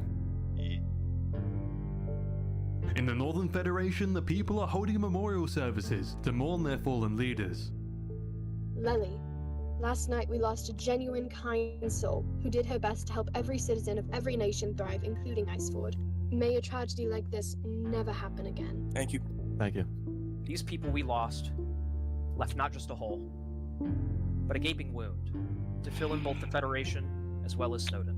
As said before, this is a requiem not just for the Federation, but the island. I humbly request a short moment of silence for the deceased. There's a lot of sadness, but there's also anger. The people want justice, and they suspect the same culprit, but before they can act, they need to have hard proof. So they're all waiting on Wolfram's investigation, in hopes he'll uncover some hard evidence. Sharpens, as the sole surviving council member, has been doing his best to re-establish order in the Federation. We are staying strong right now. I am reorganizing the council for the Federation. We will not falter, ever. I will say that. We will not falter. We will move on from this tragedy. We will survive this crisis. Several hours went by, with no news. Until Shophunt announced he has an update to give on the investigation. Wolfram has identified a suspect. There was a man called Varak, V-R-A-K-K. He was the man seen running outside of the roof of the meeting hall. We have reason to believe he has connections with Tenebris. Here's the trick in this.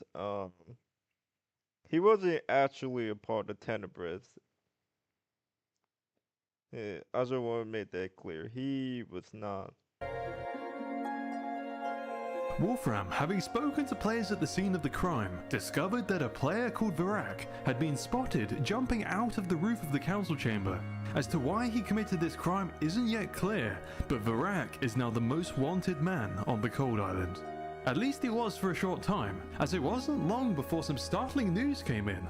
Varak has turned himself in to Detective Wolfram, and he's not alone. A player called Gibbs Chaos, Lime's second in command down in Tenebris, is with him. Wolfram escorted Varak and Gibbs to the Northern Federation, where they had a lot to say. I have some very, very important information. As you can see, I have Varak and Gibbs with me. They have both agreed to come forward and provide some information on what happened. All right. We're listening. Lime is the one who paid Varric, and Varric can confirm this, to execute I was your leaders. contracted by Lime. Lime is hell-bent on destroying the surface dwellers, as we call them, or serfs, as he calls them. No. He believes that the Northern Federation is a threat. I gotten to really know this guy during the event. Like, they were Lon's second in command, and his main goal was to overthrow Lon because of how much of a threat he was on cold. And he was a threat. So this is what ends up happening. to Tenebris, and that by dividing you, by killing all your leaders, he is stronger for it. That's why he's willing to kill your entire council. We need to stand strong against the other islands. This is why I've come forward, because we need to stand strong and we need the numbers. And if we allow Lime to continue doing what he's doing, the killing he's doing, we are going to be destroyed. Tenebris, though they have pretended to be on our side, it is clear that they are not. We will punish Lime for the murder of the council. Thank you, Varrock. Varrock, I forgive you due to the information that you've given us. Gibbs, thank you for coming forward. Spread the word. The entire Federation needs to mobilize. News quickly got back to Lime down in Tenebris that Varrock and Gibbs were testifying against him, and he immediately put Tenebris on lockdown. Then Lime called an emergency meeting where he did something unexpected. He's claiming that he's innocent. So, all of you, you're probably wondering why I brought you here, aren't you? Yes. All of you say yes. You all saw what happened in chat, right? Like, I know 7 leaders got dripstones landed directly on their foreheads. Yes. Yes. They're claiming we organized that. With what evidence do they have? No evidence. I think they brought in a private investigator to just lie for them. I think someone is framing us. I don't know who, I don't know why. Regardless of Lime's claims of innocence, backed by the testimony from both Gibbs and Varrock, the Northern Federation and Roventelia are both mobilizing their armies to march on Tenebris and arrest Lime for the crime of murdering the leaders of the Northern Federation.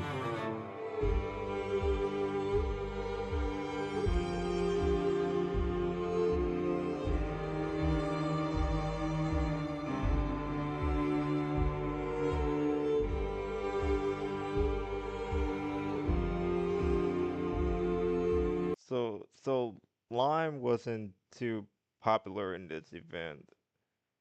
So Sharpons used him as a scapegoat in the event. Oh no, I said too much.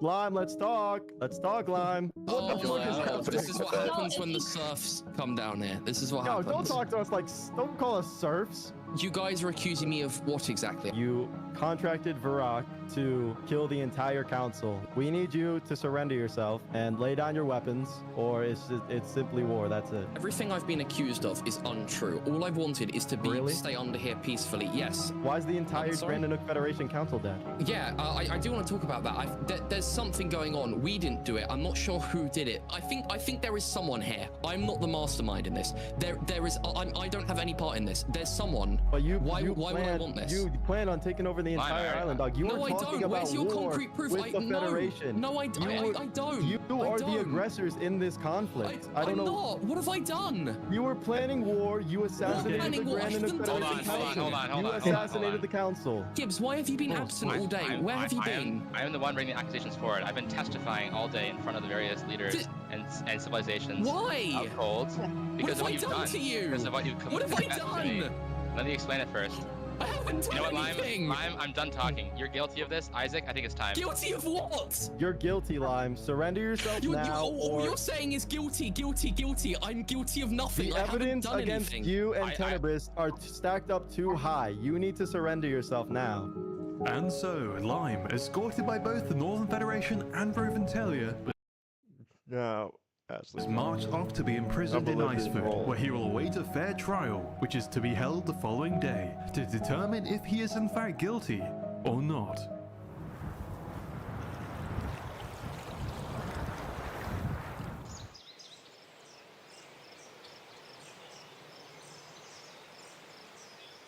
Over on the Temper Island, today is Myron's birthday. Oh yeah, I remember it being his birthday. And the employees of the Arasaka Corporation are throwing their CEO a party.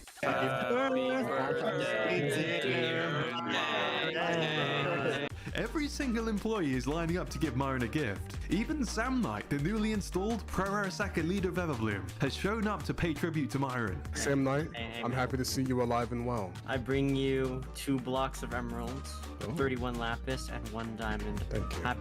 Happy birthday, Myron. The greatest gift that Myron received, though, has got to be this. It's a distribution pipe built by Spec and his team of builders, which can transport items to any floor of the Arasaka Tower with the flick of a lever. It's was absolutely genius. But you can send stuff from the bottom to any floor of the tower. That's incredible. I'm actually gonna Interesting. read Thank you That's very actually a much. marvel. That's really cool. It was a very Have a great interesting celebration. invention. Well then, with all of the gifts and all of the celebratory things out of the way, everyone get back to work. You heard him. Get back to work. Business is booming for Arasaka. Myron has been making deals all day with various local vendors. PG&P here, he's a part of the Treesmen farmers, and he makes bread. They don't actually pay for as much as his bread is worth. So I've made a meeting for him yesterday where he can give me his bread, I'll sell it out to the people, and I get 10 diamonds for it, and I give him 5 of those diamonds. We've sold to everybody, but with Myron, you know, we've gotten way more diamonds, you know, we've gotten way more business. You see these diamond armor sets that these guys have? They don't just get that from thin air. That's me. That's my doing. It's not just small local deals though that Arasaka's been partaking in. Yesterday, just before Everbloom was taken over by Arasaka, Myron signed a non-aggression pact with both Jerusalem and Eternum. It's to these two allies that he sent his salesman to propose trade deals with them. Jerusalem turned them away, but Myron successfully landed a large building material contract with Emperor Milovian. Also, using his newly acquired land in Everbloom, Myron has transformed the area, with the help of his puppet Sound Knight, into an exporter of wood, which he's used to make a lucrative iron deal with the Treesman Kingdom. This deal has provided him with the iron to invest into even more hoppers for Spec's tower distribution system, which will allow him to speed up production even more, thus exponentially increasing Arasaka's profits down the line. Myron may be riding high right now, but the majority of the citizens of the Temper Island are not.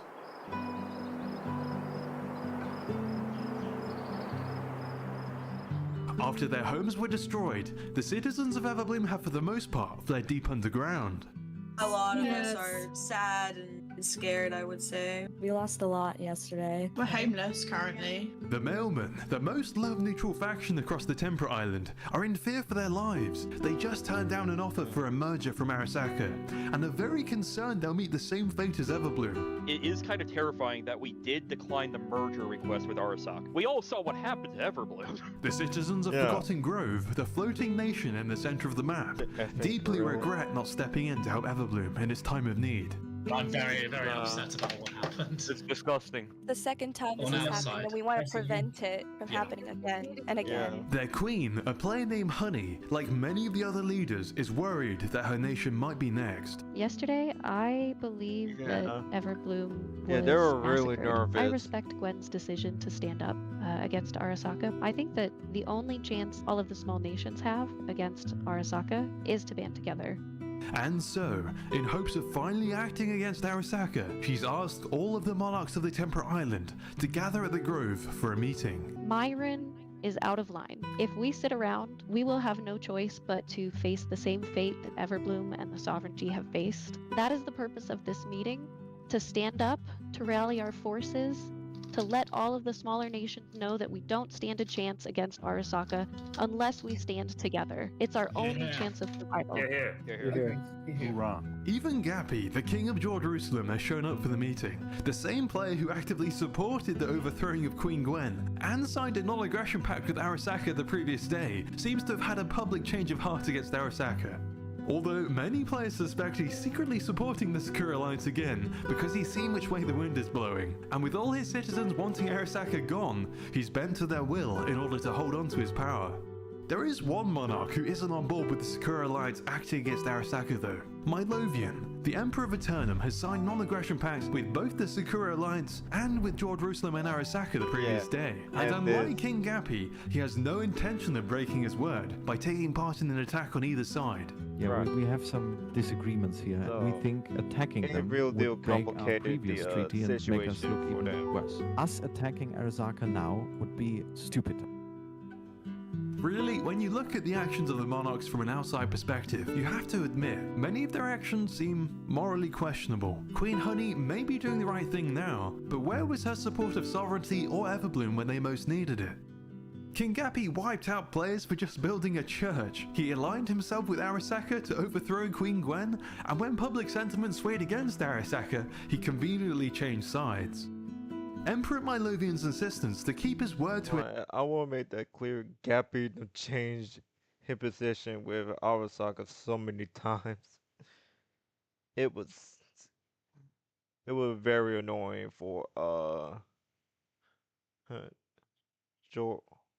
for his nation. I forgot his name. Jerusalem. His allies is admirable, but that means he values his own honor above the welfare of the citizens of the Temperate Island. Regardless though, the Sakura Alliance is gearing up to seize Everbloom from Arasaka. Before we get to that though,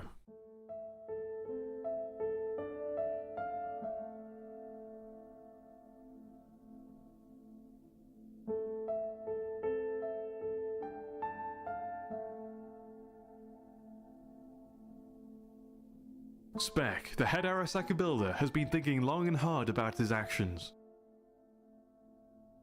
He'd agreed to go along with Myron's attempt to ensnare sovereignty on day 2 because Myron had promised his builders great wealth.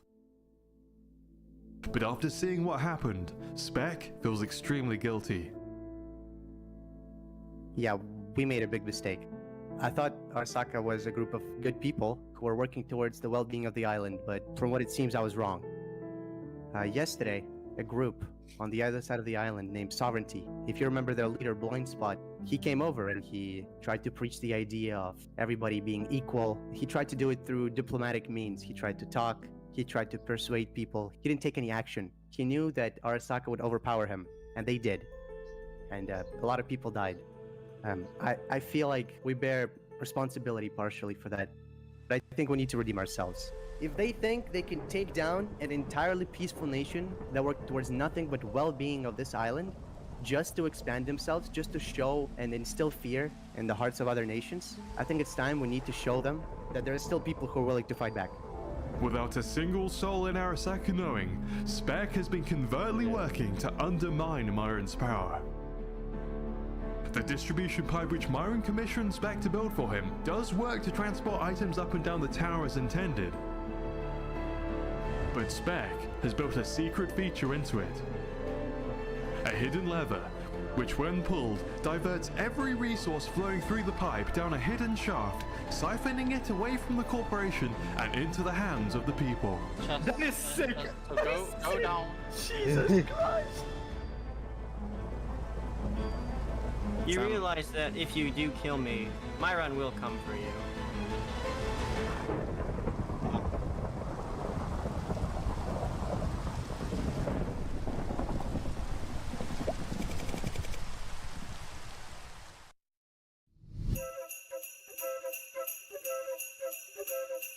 It's now day 5, and for what seems like the first time, thanks to Lime being safely behind bars awaiting trial, there's a feeling of peace amongst the people of the Cold Island.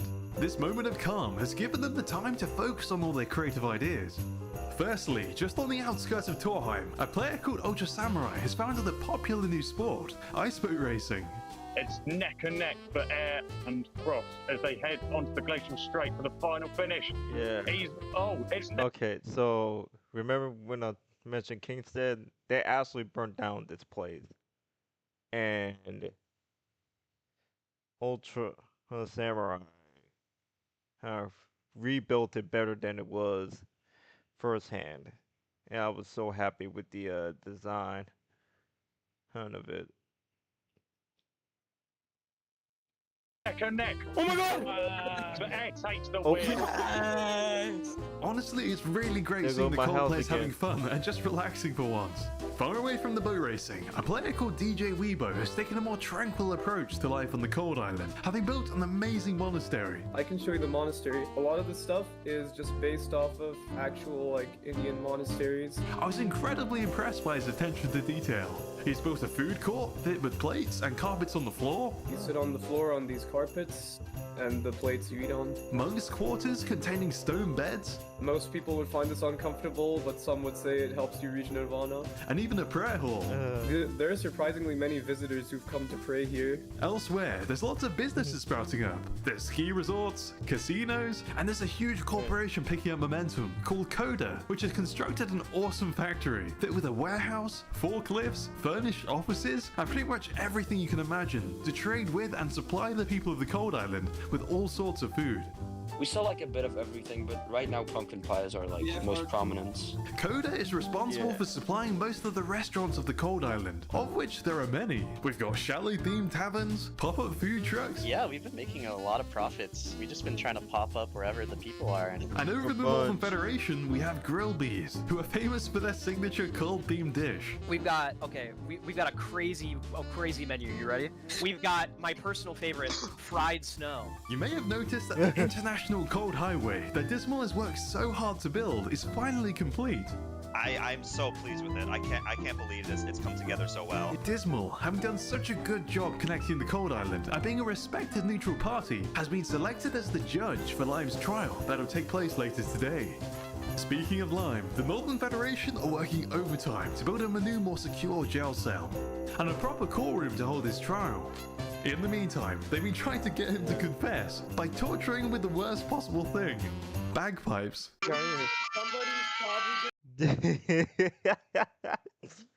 Like, so they have to get creative when it comes to torture, and I guess if I remember correctly, they asked, what would be the greatest torturing method, and apparently Mitty, this guy here, he plays the bagpipe.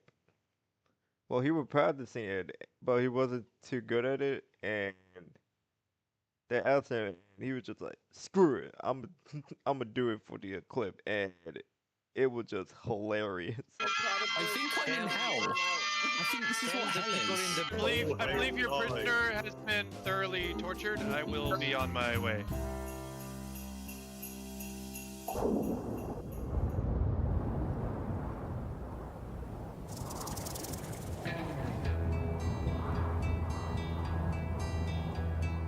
Following the bombing of Amber Guard yesterday, Kogel is in hiding. Many players hearing of the attack have begun to question how two bombers could have gotten their hands on so many explosives, and so are starting to point fingers at Wizard Heavy Industries. Wizard, its CEO, wanting to set the record straight, has called upon the Warm Island to attend a press conference in front of his tower, where he plans to make a big announcement. I wish I came to you all now with words of comfort, that we could all just bury our heads in the sand and wait for the hardship to pass. But I can't do that, because it's a lie. From me, you will get no comfort, only the hard truth. This island is in trouble, y'all. People are dying left and right. It's bedlam in the streets. Everyone is scared and confused and hungry and can only take so much more, but not us. Not Wizard Heavy Industries. As difficult as the path forward may seem, y'all, I genuinely believe that we have what it takes to not only survive, but thrive. And we need to continue down that path, strengthening ourselves and furthering the Warm mission. And that is why I am proud to announce the creation of the Wizard Heavy Nuclear Program. We are the first island to achieve nuclear technology, and we are going to destroy the other islands. We're gonna win. We're gonna win. And I humbly ask that in return, you lend your trust to Wizard Heavy Industries, the company of the future.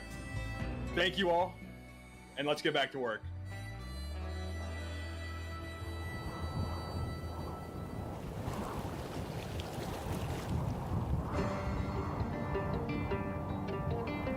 Many of the nations of the Warm Island were already mistrusting of Wizard, but now that he's revealed he has a nuclear program, people all over the Warm Island are deeply concerned. Frankly speaking, I've never trusted Wizard since day one. You see, Wizard is not exactly the most stable of players on the Warm Island. It's well known how he treats his employees. Our builders, all of our employees are bums. Oh my god, dude. Like, look at this. Look, Marcus. There's just not there's one guy working, and this kid is just standing there like a Hold on. What? Wizard, sensing their mistrust, went to an international gathering of leaders and diplomats to try to reassure them that he has no intentions of using these new weapons against their nations. I'm not gonna lie, y'all, I was eavesdropping a little bit. I was curious, I couldn't help myself. And I have heard the concerns, and I've also heard a lot of other concerns from diplomats, and I want it to be completely clear to everyone here, the nukes will not be used on Warm Island. Do you promise, on everything you hold dear, that you swear you will not use any any of your nukes on Warm Island against any of us. I solemnly swear on my honor, on the honor of my father, that I will not use nukes on the Warm Island unless provoked. Remember, Wizard Heavy Industries is for you guys. The last thing I would want is for you guys to not trust me. Wizard's promises did little to calm the different nations' nerves though. And then, it all started crashing down when Wizard scientists secretly got in contact with the Cowboys, telling them that they had not been working for Wizard willingly, and that in fact they had been forced. He said, "You're gonna build us a nuke, or we'll kill all of you." We had no choice. I didn't want to do that, but I couldn't risk everyone's lives. So you didn't want to build the nuke? No! Why would I ever want to build a nuke? It was this revelation that spurred Sheriff Wilty to take action. He can't let someone as unpredictable as Wizard keep control of nuclear bombs. And so he formulated a plan to disarm Wizard Heavy Industries. It was then that invitations went out to the entire island to attend a grand rodeo festival at the Coliseum. Even Wizard was invited.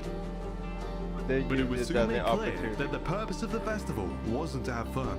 Well, thank you people, thank you. And thank you for coming to the fair and the opening ceremony. All right, I am sorry to interrupt, but we have some important news. Oh. What's wrong, Will? What happened? Will, what's going on? Our alliance with Wizard Heavy Industries is over. What? What? Huh? We are working with the scientists to shut down the Manhattan Project. Oh my god, oh my god. Alright, just be honest with me. Just be honest with me, Cowboys. Did y'all steal my nukes, bro? Damn straight. You stole my nukes? We stole the nukes, brother! When did you do that? Like, I think Wizard thinks that was the reason why wherever the place is cargo bound was, but the timing of it was just so hilarious. I don't think he was aware of that at all. Oh, you were enjoying yourself. We took a little visit to Wiz Heavy Industries. Do you understand what we are up against, y'all? It was not for this island, it's for the other islands. I'm gonna give you one chance. I'm gonna give you one chance to give it back. What are you gonna do? Yeah, what are you gonna do? Drop the nukes? Which nukes, brother? No, Gunslinger. I didn't want it to come to this. I didn't want it to come to this.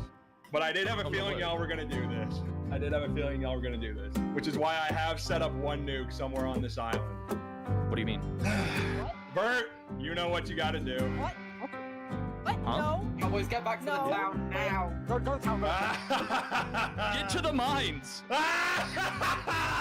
Yes! Get to the mines! Yes! Cowboys to the mines! Yeah! The general store!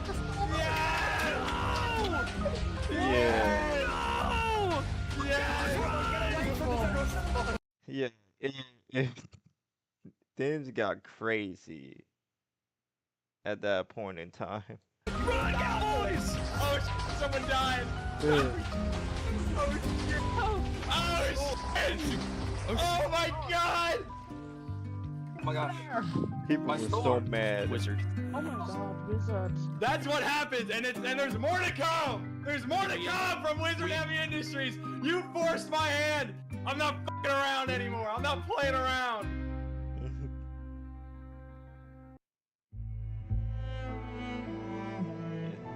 Across the cold island, everywhere is quiet.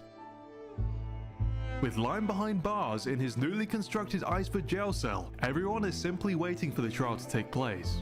Things for Shotpuns are going great, with everyone seemingly having rallied behind him to arrest Lime the previous day. He's gathered a lot of respect from nations all over the cold island. I think everyone's gonna see that Lime is guilty. I think everyone has rallied around me now. It's great. So, in hopes of realizing his original dream of Polaris leading the cold island to unity, Shotpuns has been making his way around the island, asking various nations to join his Northern Federation, and it's looking likely that most of them will join. I want unity on the cold island. I just want peace. I feel like the unity and peace can be achieved through the Federation, so I'm just going around asking all the groups if they want to join it or not. In theory, everything is going great on the Cold Island. Island-wide unity seems to be right around the corner, and the person responsible for the Northern Federation massacre is safely behind bars. At least, that's how it appears to the people on the Cold Island. But something isn't quite right. It's almost too good to be true. Sharphuns was taking a break from all the nation touring in his home castle of Polaris when he received word that Lime wants to talk.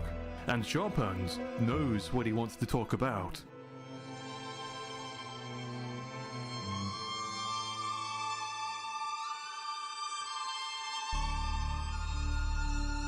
Do you wanna take a seat? Sure, I'll take a seat. So, how are you holding up? I'm doing pretty good, Lion. This is a pretty nice jail cell you got. The best thing about being in a jail cell? Time. I know what you've done. You do? Absolutely. Fess up. It's fine. I can, believe me, I know a lot about lying. I can tell a liar when I see him. Sure. I can take the mask off for you. I killed the council. Yes, you've heard that right. Sharphuns, the president of the Northern Federation, admitted to murdering the entire federal council. Now, Div.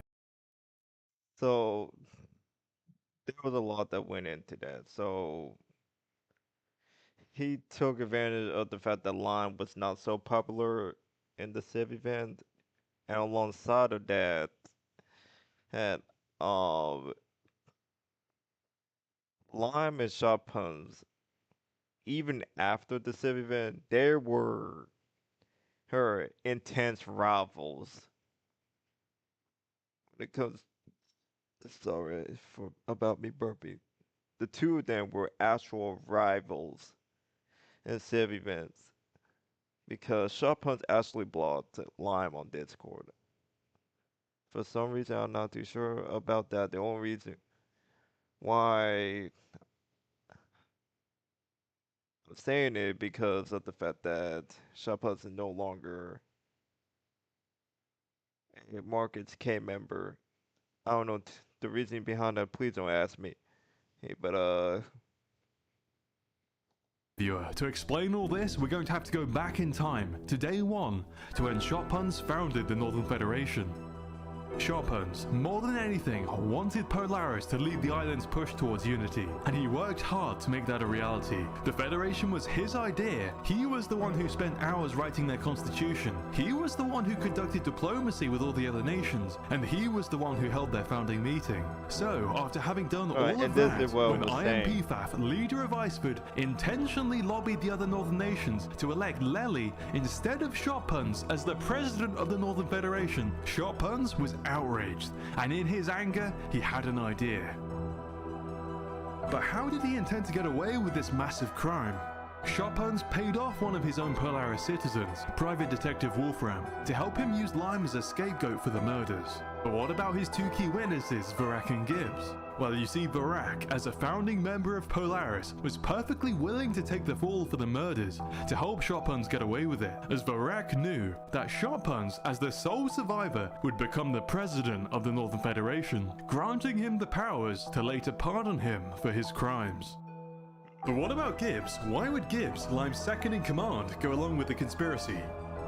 Well, from the very start, Gibbs was secretly very unhappy with how Lime was running Tenebris as an isolationist nation. He felt that instead of chasing away foreign diplomats, hiding underground, and kidnapping surface dwellers, the people of Tenebris would be better off opening up to the rest of the island. And so, when the Northern Federation assassinations happened, Gibbs was more than willing to go along with Sharphuns' conspiracy, in hopes that he would become leader in Lime's place. Not only were Wolfram, Varak, and Gibbs all falsely testifying against Lime, but Sharphuns himself had gone to great lengths before and after the murders to stoke anti-Tenebris public sentiment.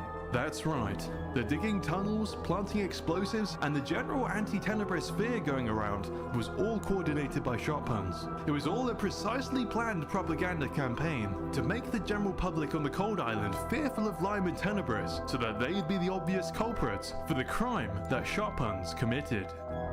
Sharphuns' grand conspiracy to get away with the assassinations worked. And as he'd planned, Lime took the fall for it. No one will believe you. I hope you know No one will that. believe me. Are you sure? No one's gonna believe you at all. I have everyone wrapped around my thumb. When I wipe that stupid smug grin off your face, I'm going to pin everything on you. Everything. Really? And I'm gonna get away with it. Just you, watch. Well, the walls we'll are have a look. closing in on you. You don't have time. I want to make sure I've got these motives correct. Okay. So, day one, you waste your time making a silly federation of Northerners, okay? Then, they vote you out of power, which I think is very funny. The biggest insult of a leader and a founder of a nation is losing an election to their own people. Oh, well, I'm talking about it right now, okay? And I'm sure they will win the trial. So you being kicked on your ass and betrayed by all the people, you have arrangements done, and you get rid of them. Is that correct? See you at the trial, man.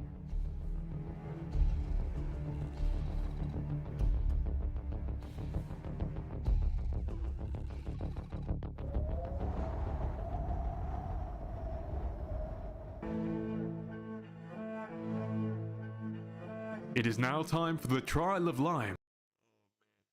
This trial was painful.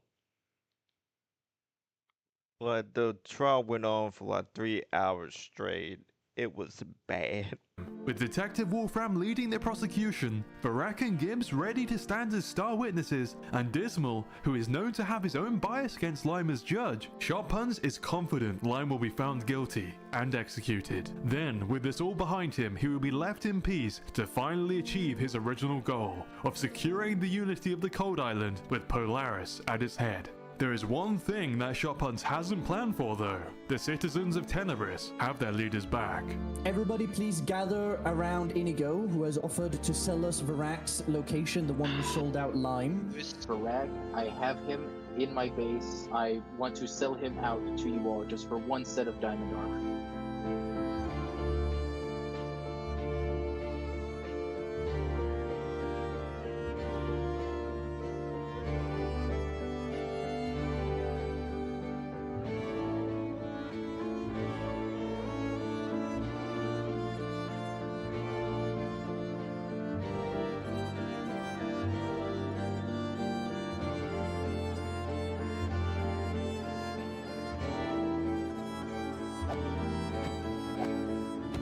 Barak has been killed by members of Tenebris, removing a crucial witness Shotpuns was hoping to use to falsely implicate Lime. To Shotpuns' horror, his other key witness, Gibbs, hearing of Barak's death and fearing for his own safety, has chosen to not testify at the trial. So Okay, that's not true.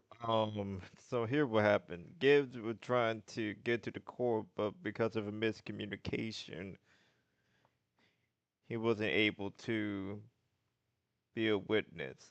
suddenly, Wolfram's case against Lime is far less solid. Shotpuns is on the back foot. Despite this, Lime knows that anything can happen. His life quite literally depends on whether his lawyer Midi can get through to Okay, I found this hilarious that the fact that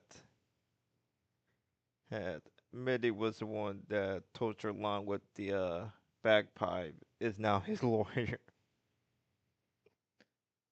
to the jury and convince these 11 Cold Island players that he is innocent.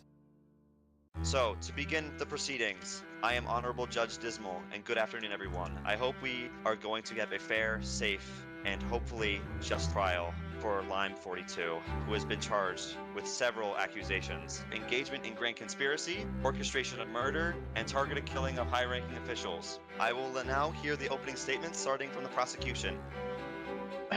Now, ladies and gentlemen, as a detective, I've witnessed some despicable crimes in my career, but nothing compares to the disgusting crimes of Line 47. A man who single-handedly ordered the simultaneous assassinations of at least 7 foreign leaders. We have witness testimony, transcripts, photographic evidence, and character statements that demonstrably show Line 42 to be guilty. It is a great joy to be here representing the prosecution, such that this man can be brought to justice. All right, thank you very much. The defense may begin with their opening statement. To please the court, today either defense will show through proof evidence and fact that Lime, my client, is indeed innocent of all charges. The prosecution's case is built on nothing but sensationalism, hearsay, and pure, unadulterated falsehoods. I indeed intend to prove that not only is my client innocent, but that the prosecution and his lawyer conspired in a massive conspiracy, a web of lies, and caused these assassinations themselves are guilty. Thank you. Thank you, Mitty. Wait 1 second, please. By prosecution, you refer to both the lawyers at the stand today and as well as Shotguns? Is that who you're referring to as the prosecuting party? Yes. I understand. Who was elected the first president of the Federation? That would have been Lily. So not Shotguns. Okay. Correct. So the founder of the Federation is Lily. Is that correct?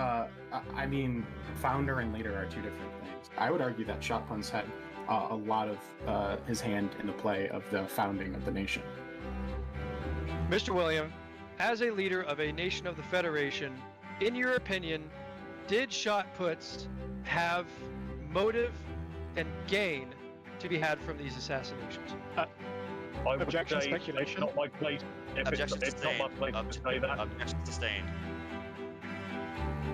Mr. Wolfram, where are you located? Your practice. At present, I'm located within Polaris. How can you maintain that position when you yourself are under the governance of the man accusing my client? You're saying you expect this jury to believe that you have no motive to lie about your findings to please the man that controls. It was a normal meeting. Then I got hit out of my seat. As that happened, the trap in the ceiling immediately got pulled, killing the entire council with dripstone. I turned around, and right before the entire council got killed, I saw dripstone fall from my own seat as well. Defense, you may begin your cross-examination. Yes, Your Honor. Mr. Shotpuns, Varrock is a citizen of what nation? At the time, he was part of Polaris. On Wolfram's case report, it was found that he was contracted by Lime himself to add that into the meeting hall itself. As you dripstone claim. trap. As you and Mr. Wolfram claim. Objection, Your Yes. Honor. That is argumentative. I would like you to return to your seat, and I will call Lime to the stand for the final testimony. I had no part in this whatsoever. Varak, there is no history between me and him. I have nothing to do with this man. We have statements from both Varak and Gibbs Chaos, your second in command, stating that he was a spy placed within the Northern Federation, that you had contact with him, and that you instructed him to conduct these traps.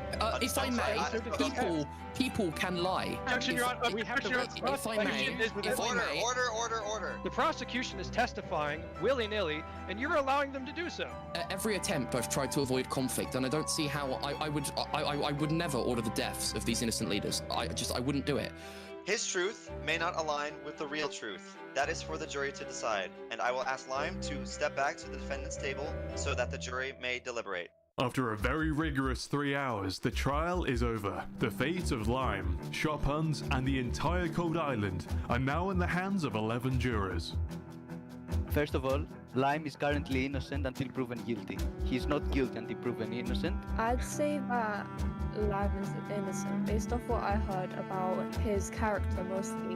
Okay, let me speak. Just taking things based on character is not a fair assessment. There was actual proof given by the prosecution. Tangible stuff. Can you name the proof? Also, Varak testified that Lime paid him off. That's the big thing they've got. And that feels kind of suspicious, doesn't it? For 30 long minutes, the jury went back and forth, fiercely debating both ways.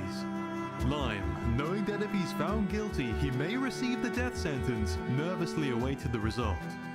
Until the jury reached a verdict. Okay, hello everyone. In a vote of 8-3, Lime was found not guilty. Thank you, everybody. Thank you. By a vote of 8-3, Lime was found not guilty. And with Lime proven innocent, nearly every player across the island, having heard the entirety of the court case, knows that if Lime isn't guilty, then Shotpuns probably is. I swear on everything, it was a stacked jury.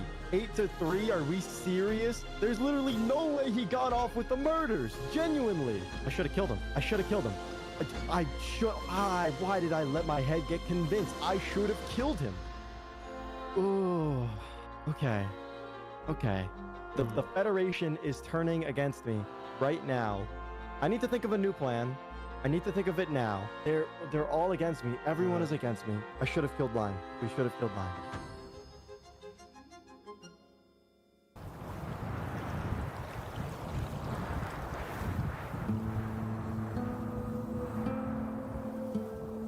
Meanwhile, back on the Warm Island, Sheriff Wilty is utterly grief-stricken by the deaths of his players and the loss of his general store. I'm devastated that somebody that I would have called an ally did this to us. Over in Wizard Heavy Industries, Wizard has come up with a plan to reclaim his precious nukes from the Cowboys. I do have a plan on how I can get the nukes back. It's a Hail Mary, if you will. The plan is we bring Will to me alone. He's also instructed his employees to prepare to defend his tower at all costs, which is likely wise, as Solari has formed a new military alliance with the other northern nations, called the Sunfire Alliance, and after witnessing the bombing of the Cowboys, has plans to launch an all-out assault on Wizard Heavy Industries. All of you, or most of you here at least, all saw with your very own eyes that Wizard Yurumse himself stood right here, looked me in the eye, and promised me that he would not detonate any nuke on warm soil. And what did he do yesterday? He blew up an entire chunk of the Cowboys right over there without a second glance. He laughed while doing it. This is not a man that can be trusted with the weapons that he's created, and something needs to be done. Solari and the Sunfire Alliance, whoever chooses to join us, will be doing a frontal assault on Wizard headquarters. Just as it looked like war was about to break out, Sheriff Wilty received a message through the scientist from Wizard himself, saying that if he came to the tower alone, together they could come to a peaceful resolution and avoid any needless deaths. Sheriff Wilty has something very important to say. I have been informed that Wizard does want peace. He has guaranteed peace if I go alone. Why does he want you specifically? I don't know. Yeah, he did blow up our land, and we used to be allies. I'd like to know that I can trust this man still. Dalton, if I don't make it back, I want you to have my badge. And so, in hopes of avoiding certain conflict, Sheriff Wilty made his way over to Wizard Heavy Tower.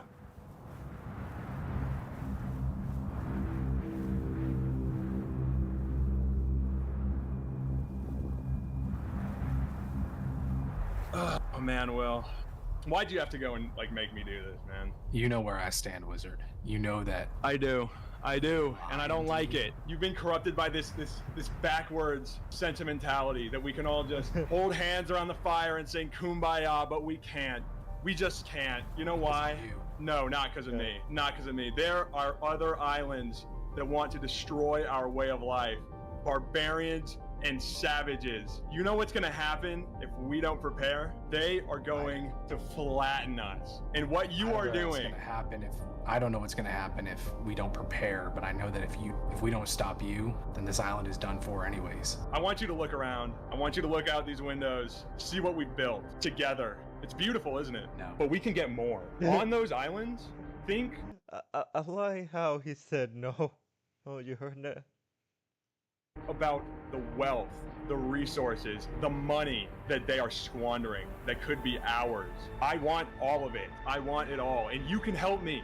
You can still join me, and we can lay waste to those barbarians. We can take everything they have, and we will have an empire that will last for 1,000 years. But I need you to give me those nukes back. I want to make sure that this island sticks around. I will not give you the nukes. Give me those nukes, and I will spare your life. But if you don't give me those nukes right now, you are going to die.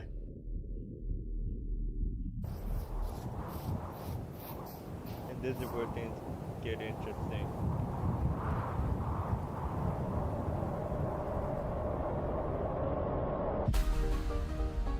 Run, run, run, run, run, run, run. To the bunker, to the bunker. You guys need to stay and protect. You guys stay and protect. Me and Bert only. If you see people coming, you know what you need to do, okay? Okay, cowboys. Will received a letter earlier this morning requesting his presence at Wizard Heavy Industries. Will went over there on his own volition and went into the tower. I was sneaking up because I was worried. It took way too long for him to get back, and as I pulled up, I saw Sheriff Will T falling from the top of the tower. They killed Sheriff Will T, and we will not stand for that. That man has brought us to where we are today. He helped us build this grand coliseum that we are all standing in right now. Wizard has gone on the run and is now in hiding. Are you guys all ready to go on a manhunt to find the man that took Sheriff Will T from us? Wait, Yeah,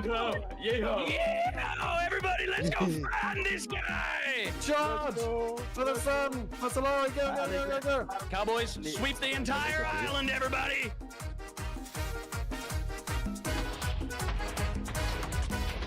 Yeah, we got explosions, we got a nuke going off. I told you, they're baiting us into a trap. Pull back, Scatter. I literally told you, it's a bait, it's a trap.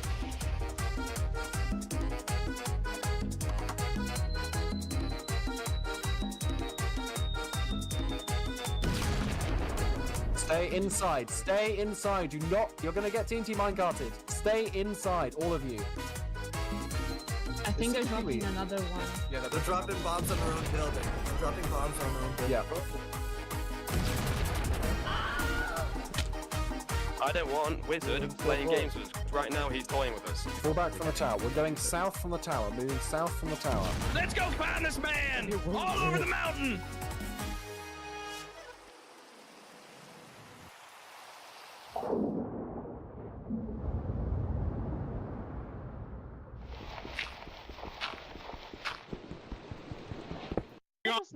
We can be civil about this. I have so much money. Just do not kill me, please. Now with your hands up, we're going back to the Coliseum. Oh. I'm not getting a trial, am I? And there will be a trial of sorts, Wizard USA. Oh. Hello, everybody. Today, I have brought you all here because we have captured the Wizard USA. He is being tried for all his crimes against this island, making all of us fear for our lives. Wizard USA, will you please stand on the middle jungle block? Will I be given a final word? You will. So it's come to this. I want you guys to know something. I have something to confess to you all. The Wizard USA is not the enemy in this. This whole time I've been telling people that I made the nukes for you all. I made the nukes for you. No. I did it for me. I liked it. I was good at it. That's why I did it.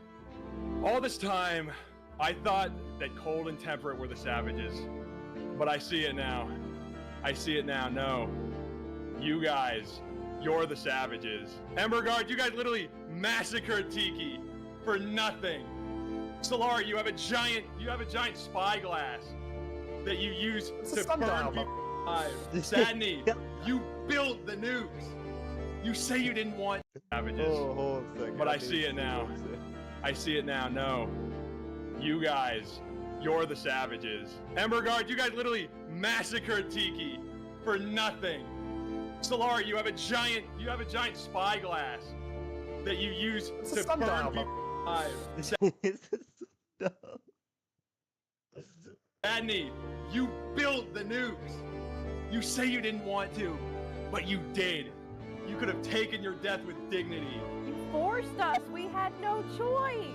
There was a way out. You just weren't brave enough to see it. I hope to see you all in hell when Cold and Temperate burn this place to the ground. Thank you all. Godspeed. Unlimited capital. Do what you gotta do. You are being put to death for your crimes against this island.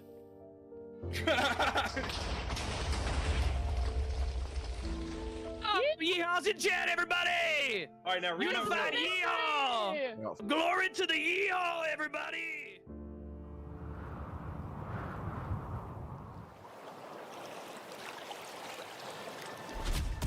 The monarchs of the Temperate Island are gearing up for war. Following the Sakura Alliance's seizure of Everbloom on day 4, Myron knows that an attack on the Arasaka Corporation itself is right around the corner.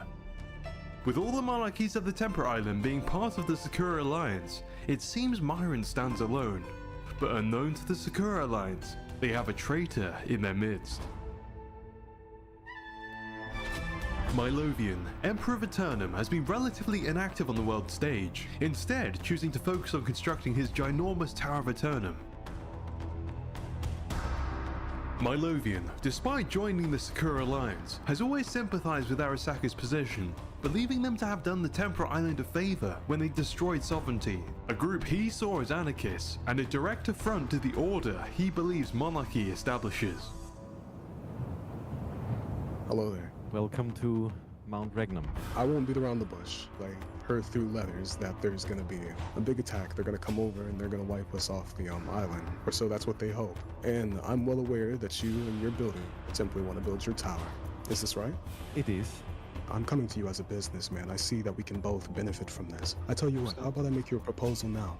You help me get rid of them, and you can have all of my buildings, and we'll help you finish that tower of yours.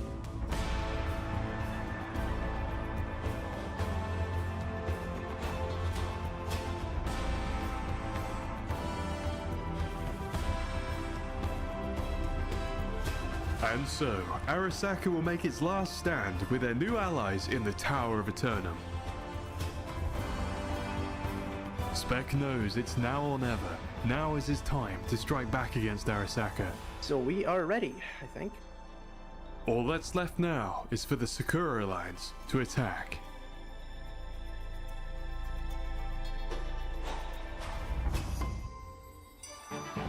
People of Temperate, today is the day we have all been looking forward to, the downfall of Arasaka. It has become public knowledge that Arasaka has allied with Eternum. Now, do not be afraid by these large numbers, for we are fully equal, if not greater than them. They may have home advantage, but we have the will and power to fight against these guys no matter what they throw at us. This is for the greater good of Temperate. Everyone, with me, one great hoorah! Yeah.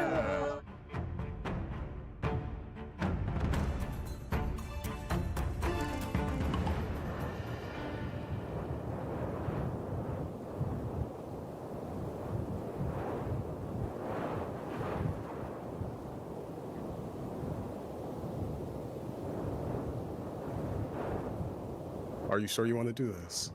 You could just give me Everbloom back. We could go back to doing what we were doing before. Doesn't have to be this way. Myron, the last thing we're gonna do is give up any more land to you tyrants. Your nation is corrupt. My nation, first and foremost, I am no nation. I'm a business. And I believe the last time we spoke, we were on good terms. And all of a sudden you turn tail and you switch and you collect all these pathetic people. And for what? Does it feel good to feel like you have power or something? Today, a lot of people are gonna die.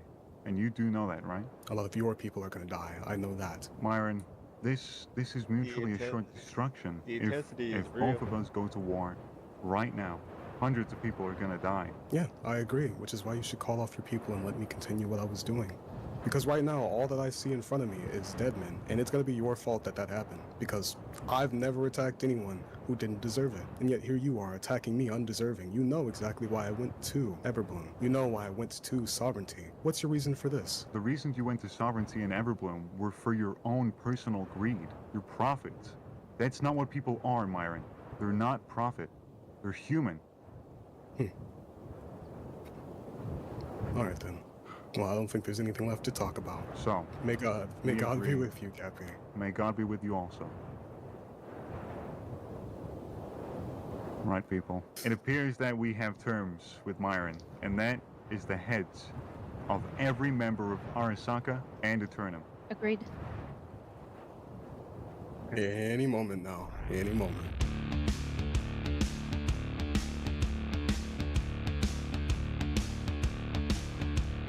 Oh, ho, ho, ho.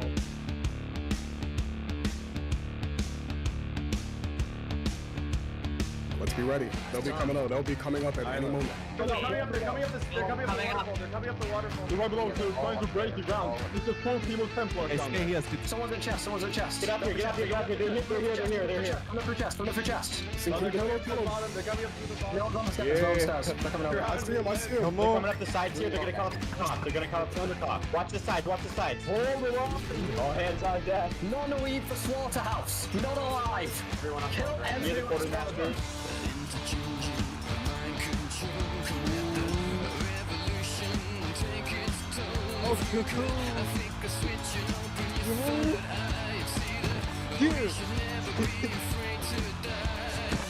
The Queen of Grove is dead. I want Gappy's head. I want Gappy's head on a pike.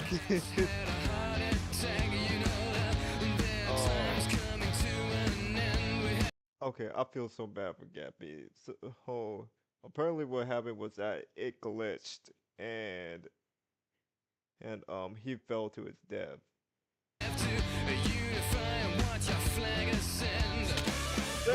Nice. So, we're holding them off supremely. We are killing them. Come on. They're here. They're coming up from the top. They're coming up from the top, guys. Yeah.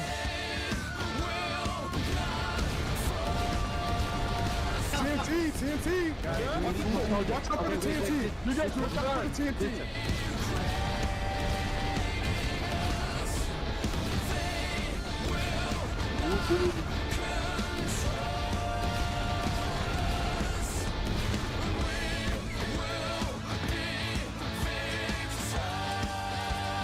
Oh my god!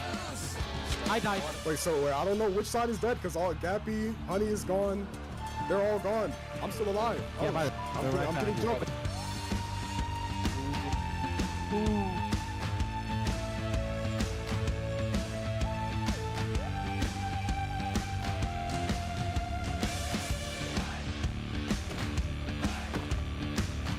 Ooh, snap. Oh, I'm so dead. Oh.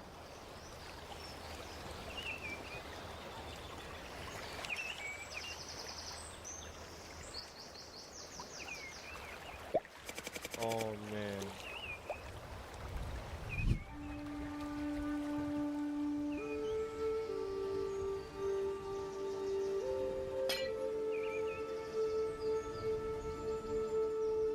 That was a lot. It was Yeah, a they got lot of death. I was just surprised that it was that a lot of much. people died in that war. At the start of day 5, there were 250 players alive on the Temperate Island. Now, there are little more than 100. That means that over 60% of the entire Temperate population, including every single leader, died in the battle. Over 3 days ago, Blindspot journeyed around the island, preaching equality and democracy for all, and had warned that having unelected monarchs and CEOs governing the entire Temperate Island would lead to ruin. And what he spoke of has come to pass. But despite the heavy loss, with all the leaders gone, something unexpected happened. Needing someone new to steer them through the coming opening of the borders, and guided by Blindspot's words, they chose to hold a democratic election. Who among us believes they can be a strong voice for that fight? And voted in a player called Haname as their representative. Haname's a very good. Haname's very good. Knowing that the people of the Temperate Island are deeply worried about the prospect of being invaded by the other islands, and that after all the hardship they've endured, they don't want to fight, Haname came up with the idea to build a giant bunker underneath the center of the island to keep everyone safe. We agreed that there should be a bunker, and I think we're all in agreement that those who don't want to fight should be in the bunker. And I believe we agreed that it should be below the grove, because it's the last place they would check. All that's needed now is to try to unite the remaining Temperate players to get this bunker built. And so, to rally them, KK, a local food truck owner, volunteered to give a speech. Propose we build a bunker. We'll move underground, so if we are found by other nations, they will walk into a barren wasteland, unaware their feet tread right above us, where we will be safe. This isn't us becoming one nation, for we are not one nation, but we are one island. If you believe what I'm saying is wrong, I ask you to look around us. I ask you to consider our odds. Do we really stand a chance at landing on top if we act aggressive? Many of us here are runners. A sword isn't a common technique to us. Staining our hands red purposefully isn't how many of us wish to lead our lives. Our final day should be spent peacefully, but I do ask for volunteers. I ask people to join me in building this bunker that will keep everyone here safe. And if we begin soon, we will have a chance at completing it by the end of the day. They knew that if they were to find the warm and cold island, they would be screwed over because of how low of a population they have then. But we will need as much help as possible. There is a chance, there is a possibility, and there is hope for us all. We may not be doomed after all. Here, here. Glory to Temperate in the chat. Come on, let's get a glory to Temperate. Glory to Temperate. Come on, guys. Come on, glory to Temperate.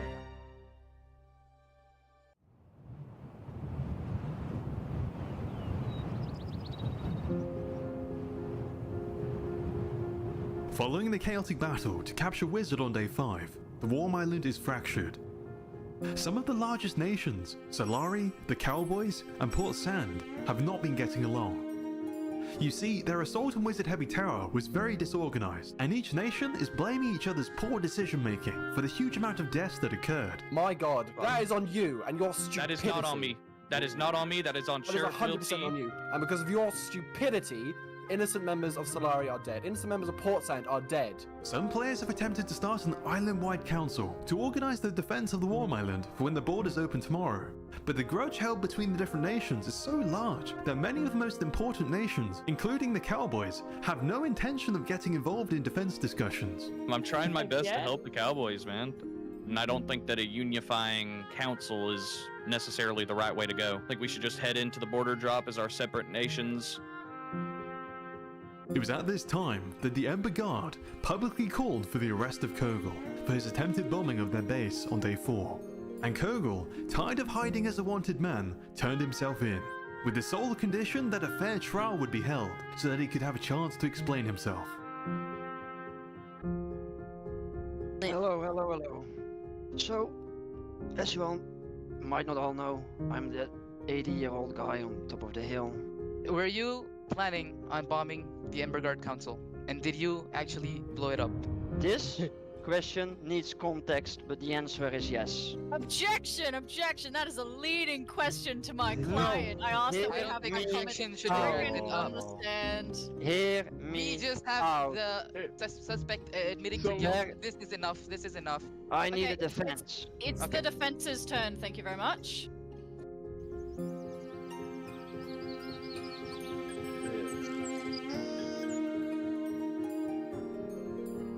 I got to meet the Tikis. To you, they were maybe just some crazy, savage Aztecs. But to me, they became my friends. My actual friends. I talked to them. I enjoyed their presence. And I even didn't mind that my view was obstructed. It was fine to me. They made my life better. It was finally good again, after being so alone. And that is what you have taken away from me. And I just couldn't stand it. Nobody died. That's good. Please, just let me fly away. Please. Despite the protests of the Ember Guard, the jury decided that Kogel should be exiled from his home and imprisoned as punishment.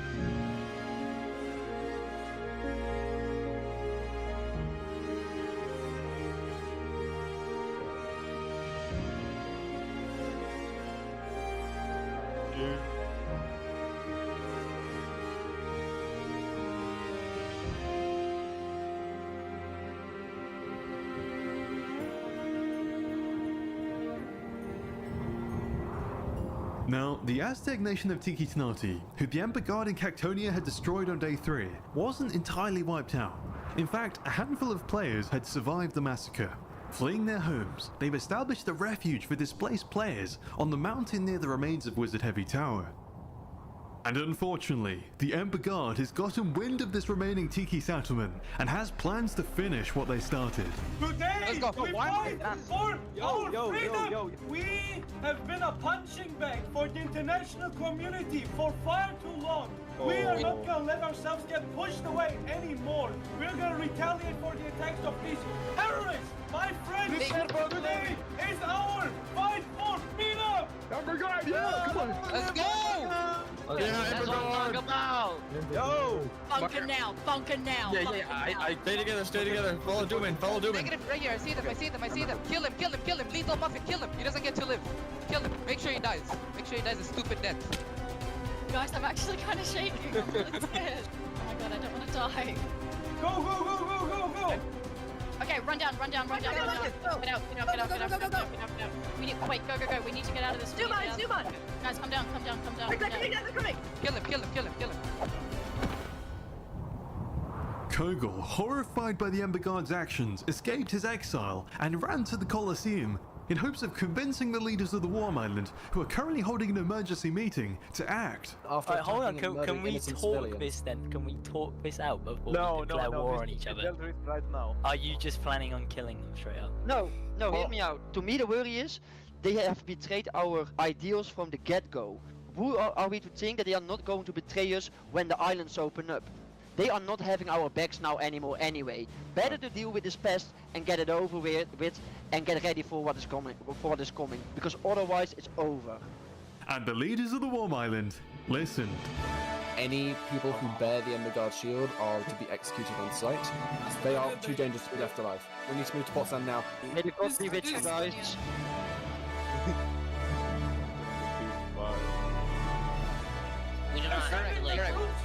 They're sending the army here. These Ember Guard ahead of us. Okay. They hit the coast. They're running away. Yeah, I'm getting chased. Come here, you cowardly Switch people. find Drumon, find him and kill him first. Kill the leaders first. Jump ahead. Any Ember Guard that surrenders and casts away their shield, they let them live. Everyone else, we're going in.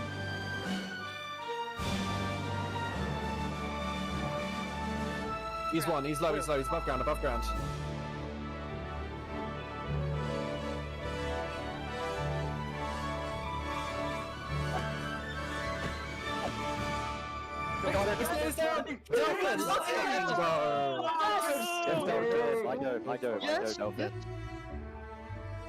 During the fighting, Shadow, the leader of Cactonia, who is partly responsible for what happened to Tiki Tanati, actively turned over Ember Guard players who just killed the refugees.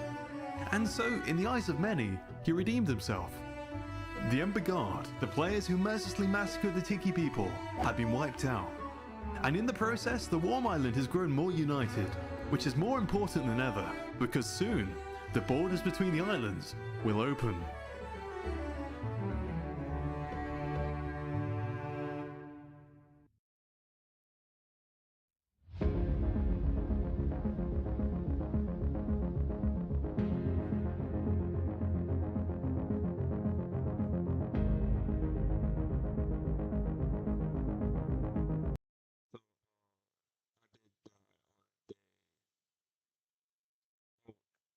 The day that I died, so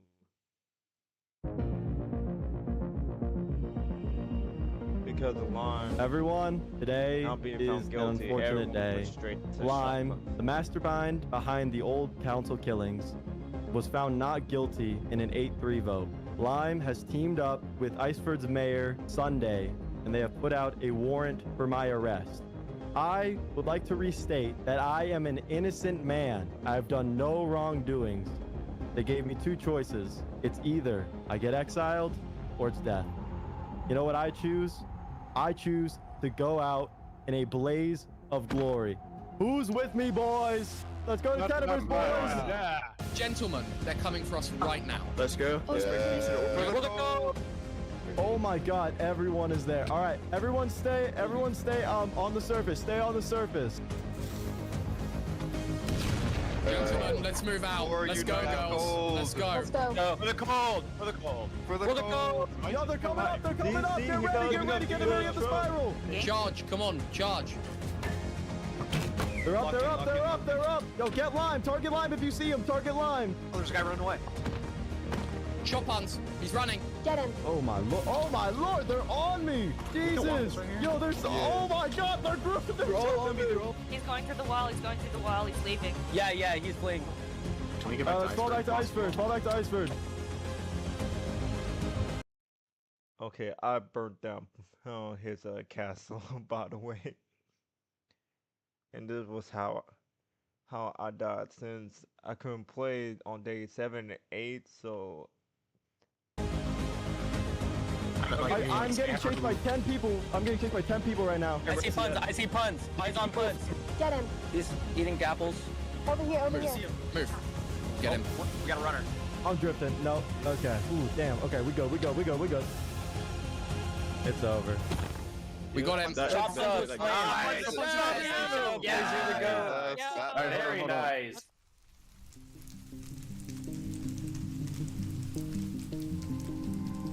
Despite Polaris being vastly outnumbered in the battle, they did significant damage, and in doing so has fundamentally reshaped the power structure of the island. 3 nations, Iceford, Roventelia, and Tenebris, now contain the vast majority of the Cold Island players. In order to figure out what the plan now is against the other islands going into the border drop tomorrow, representatives from 11 nations ventured over to Sapphire Blaze. Dismal, the judge from Lime's trial, acted as mediator and proposed that even though 3 nations contain the vast majority of players, all 11 nations should vote on each island-wide decision equally. Now, moving forward, we have to decide on how we want the council, the alliance leadership to be. I believe that the best course of action is to have everyone have equal say and do a vote system. Dismal first raised one of the smaller nations' ideas, that they should collectively elect a High King. A High King. Everyone will nominate a High King. Okay, may I dismount? A island-spanning alliance, or well, a half-island-spanning alliance with a sole person in charge or above everyone else got us into this predicament in the first place. So I think that's a terrible idea. I think we shouldn't have a High King. I think that Lime's point is right. Despite Tenebris, Iceford, and Roventelia saying that having a High King is a terrible idea, a vote was held anyway. You want to have a High King. This is ridiculous. So we're voting for this. I, as the member of the Highway, vote to not have a High King. I say nay as the mayor of Iceford. As the sole living leader of Sapphire Blaze, I vote nay. As a equal farmer of Cryo, I also vote nay. As the sole representative of Snowden, I vote nay. As High Warden of the Frost Wardens, I also vote nay. Yes, we would like to vote nay. Alright, understood. On a vote of 10-0, we have voted not to elect a High King. The motion to elect a High King thankfully wasn't passed, but the fact that there were leaders who only spoke for a handful of players, and that those leaders had equal voting power to those that had around 80 players, seemed very wrong to Lime. The meeting went on and on and on. In Lime's mind, the serfs are wasting precious time. The borders are going to open in a matter of hours, and nothing meaningful has been decided. This is... So I didn't know about it, but this is Lime's redeeming quality in this whole event. Exactly why he went underground in the first place. This slow, bureaucratic process of pointless arguing between the surface dwellers is going to get Tenebris and himself killed. Something has to be done. That I believe is at this point is defunct and pretty much never happened to be the case. It was just made on one map that was never officially selected. So what Cold Union are you referring to? I agree. Right, okay, I'm going to interrupt you for a second. I'm sorry. Go ahead, Lime. Go ahead, Lime. Who here in the audience thinks this is boring? This is just taking really I think we get the hell out of here and we do something constructive with our day instead of standing around here and talking about what we might do. Okay, I say we do something productive with our time. Okay, so excuse me for one moment. So I was about to get to that. You've had one moment. You've had like half an hour. The moment has closed. You've had it. What productive thing has actually been done here? So thank you very much, but we are now withdrawing and going back to isolationism. Thank you very much. Tenebris, if you'd like to follow me back home, please. Let's go home. So as I was about to mention... Yeah, I think we're done here. Alright. Rowentelia, let's dip. Very good. Okay, Thank you Fire for your Sword, time. let's go. Let's go home.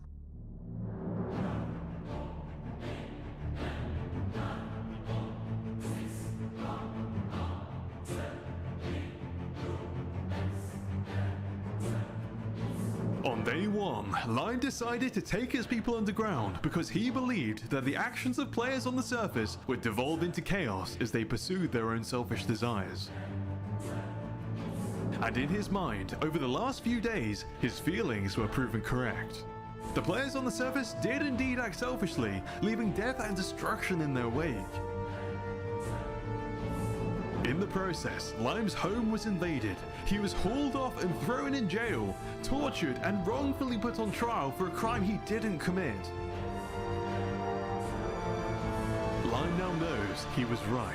Even with Shophuns dead, this meeting has proved you can't change human nature. People will always do what they deem is best for them, and demand they get their say, even if it poses a danger to everyone's survival.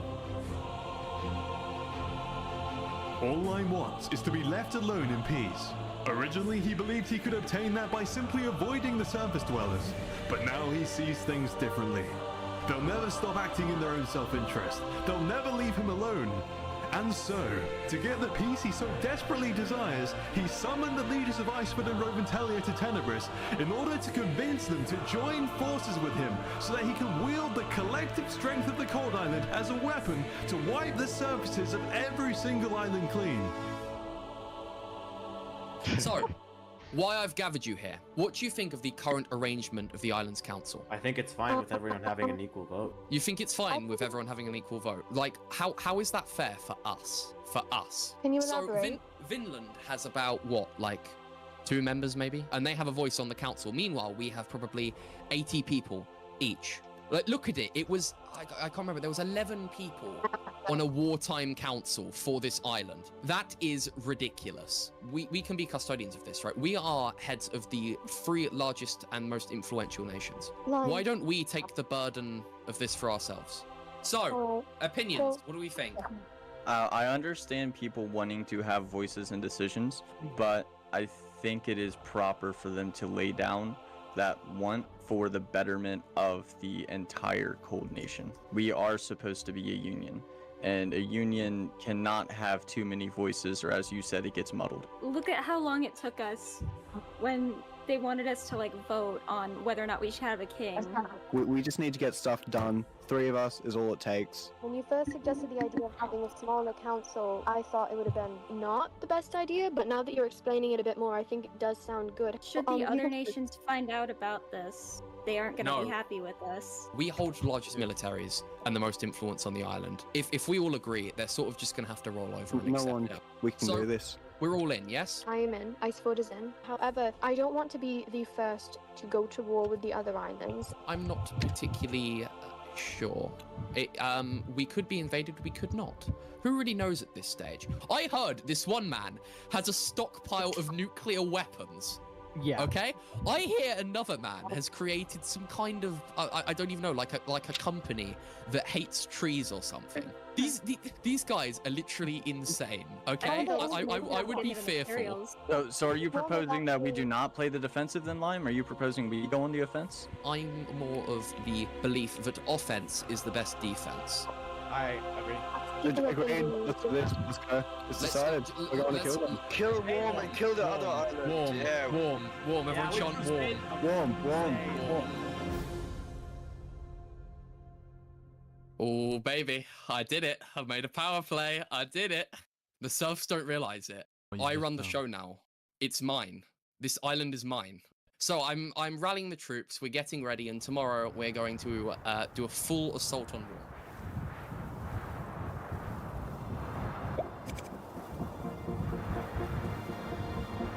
Day 7 has finally arrived, which means the borders between the islands are about to fall. Players all across the world are somewhat nervous, unsure of what the other islands' intentions are. Where before there may have been internal conflict, each individual island, knowing that their very existence may be at stake, has unified to face any potential external threats together.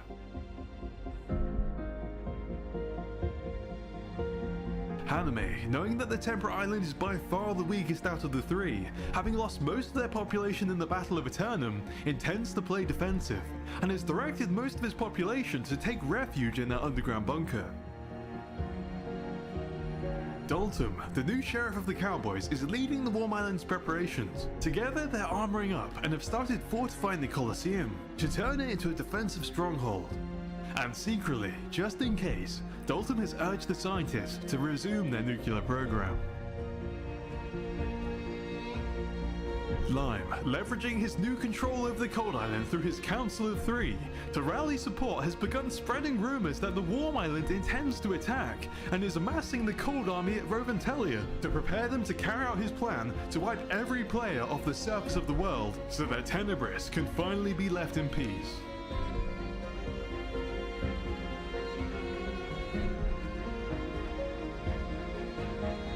Kogel has heard rumors of how many players are left on each island, and knows that if the Cold Island were to attack, the Warm Island would be outnumbered and would be unlikely to survive.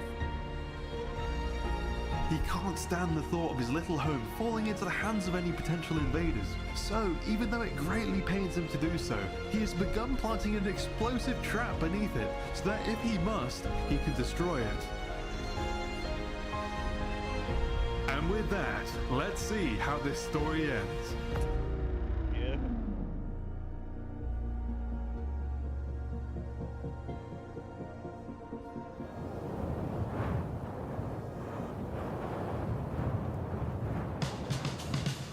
Right, everyone, listen up. No matter who you are, serf or loyal member of Tenebris, I think we can all agree on one thing. We've all been through a lot together. From raiding to conspiracy. Now these other islands, they're unpredictable and threaten our very future. I'm not gonna sit back and let another dictator sow chaos. We have the people, we have the soldiers. I say it's time we do something about this. What do you all say? Right, okay, let's head over to Temperate. Let's go. Look, there goes God with her angel. It took a little more than she thought to save us. Adios, Tenebris. See you soon. And who could have known that the thing we'd come to love the most about creation was our appetite for self-extermination? Wait, Lime, did you even tell Temperate that we're coming over to their house? Did you even tell them? No. What?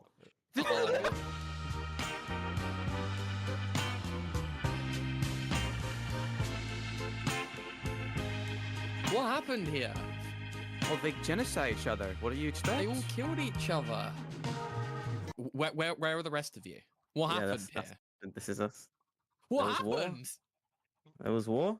Lime gave Haname an ultimatum. Have all the Temperate players join him in attacking the Warm Island, or join the Warm Island in being wiped out. You come bargain with me, 'cause I see Yeah, all I needed to see is how to be done with this wicked, dark freak show mystery, and pass it on to someone. Here we go, everyone, get ready. Are they in this Coliseum? Oh my god.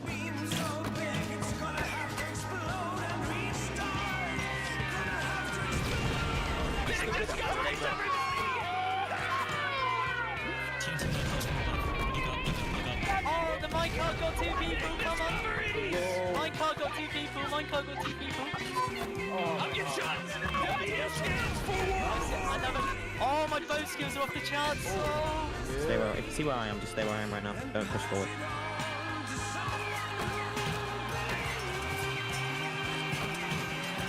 We stand for horses! Oh, come on, we outnumber them, bro.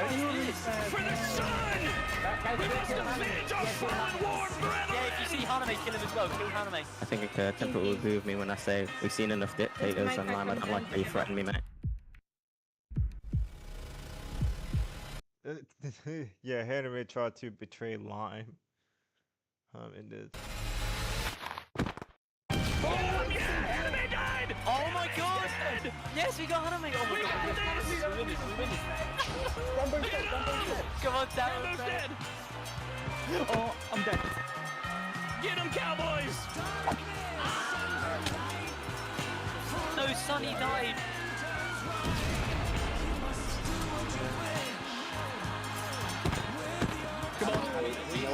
You know what's Let's go going get some. Come on. Come on. Oh, okay. So this guy here on spot, he actually worked for Shop Puns. So then he got revenge on Lime, which I found so exhilarating. With your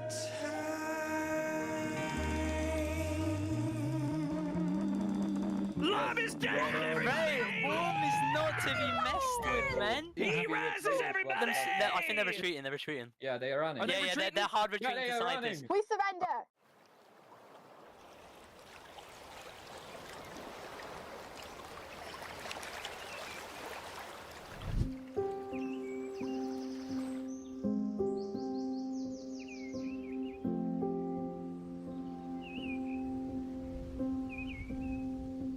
After Lime died, most of the attacking force, who had only followed him to war out of fear, threw down their weapons, ending the battle. The remaining leaders met up in the middle of the ocean, forgave each other for the conflict, and signed a treaty to make sure that a battle like this never happens again. In the time that followed, the players went back to their homes and took some time to build monuments for their fallen friends. They explored each other's islands, and then they all got back to doing the same things that they'd enjoyed doing before. Of course, with so many players gone, it was never really the same, but they made the most of what they had. The surfaces of the islands have been left deeply scarred by all the wars. Homes, businesses, and even what were once gigantic nations that we've come to know are now empty.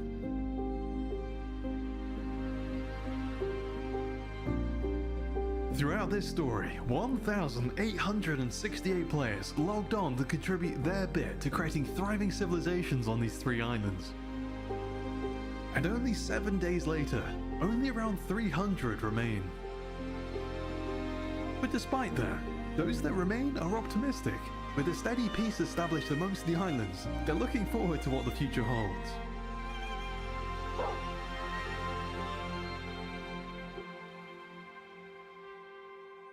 Right after the battle though, there was one question I just couldn't get out of my head.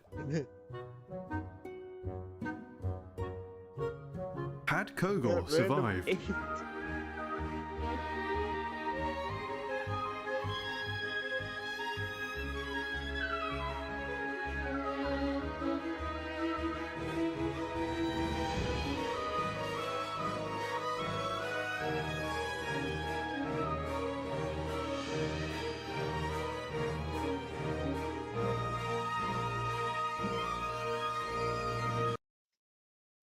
He was.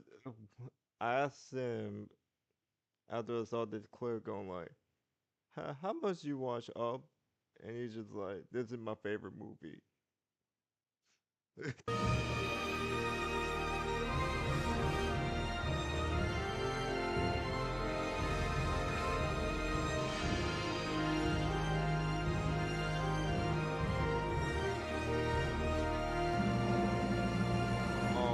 Oh man, I am for real sweating. I was so scared. Oh. But we win, or they Warm won. I'm actually proud of the people on Warm now. I'm actually proud. And my house still stands. Ladies and gentlemen, this video took me an entire year to make. So if you enjoyed, please leave a like and consider subscribing. If you'd like to play in my events, join my Discord server. And for priority access, consider becoming one of my amazing Patreon members. Thank you so much for watching. Have an amazing rest of your day. Bye bye.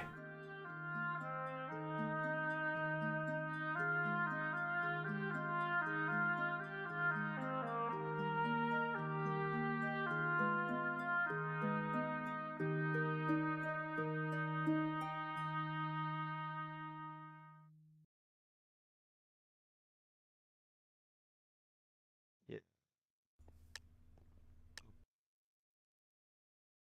So that was it. I found it Technoblade. His birthday is around the corner.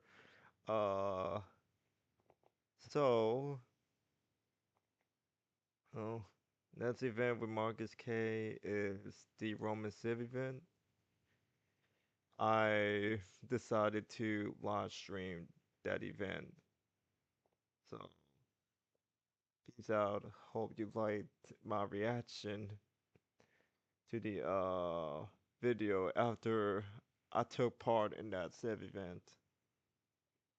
So, best of luck to you, to all y'all. Have a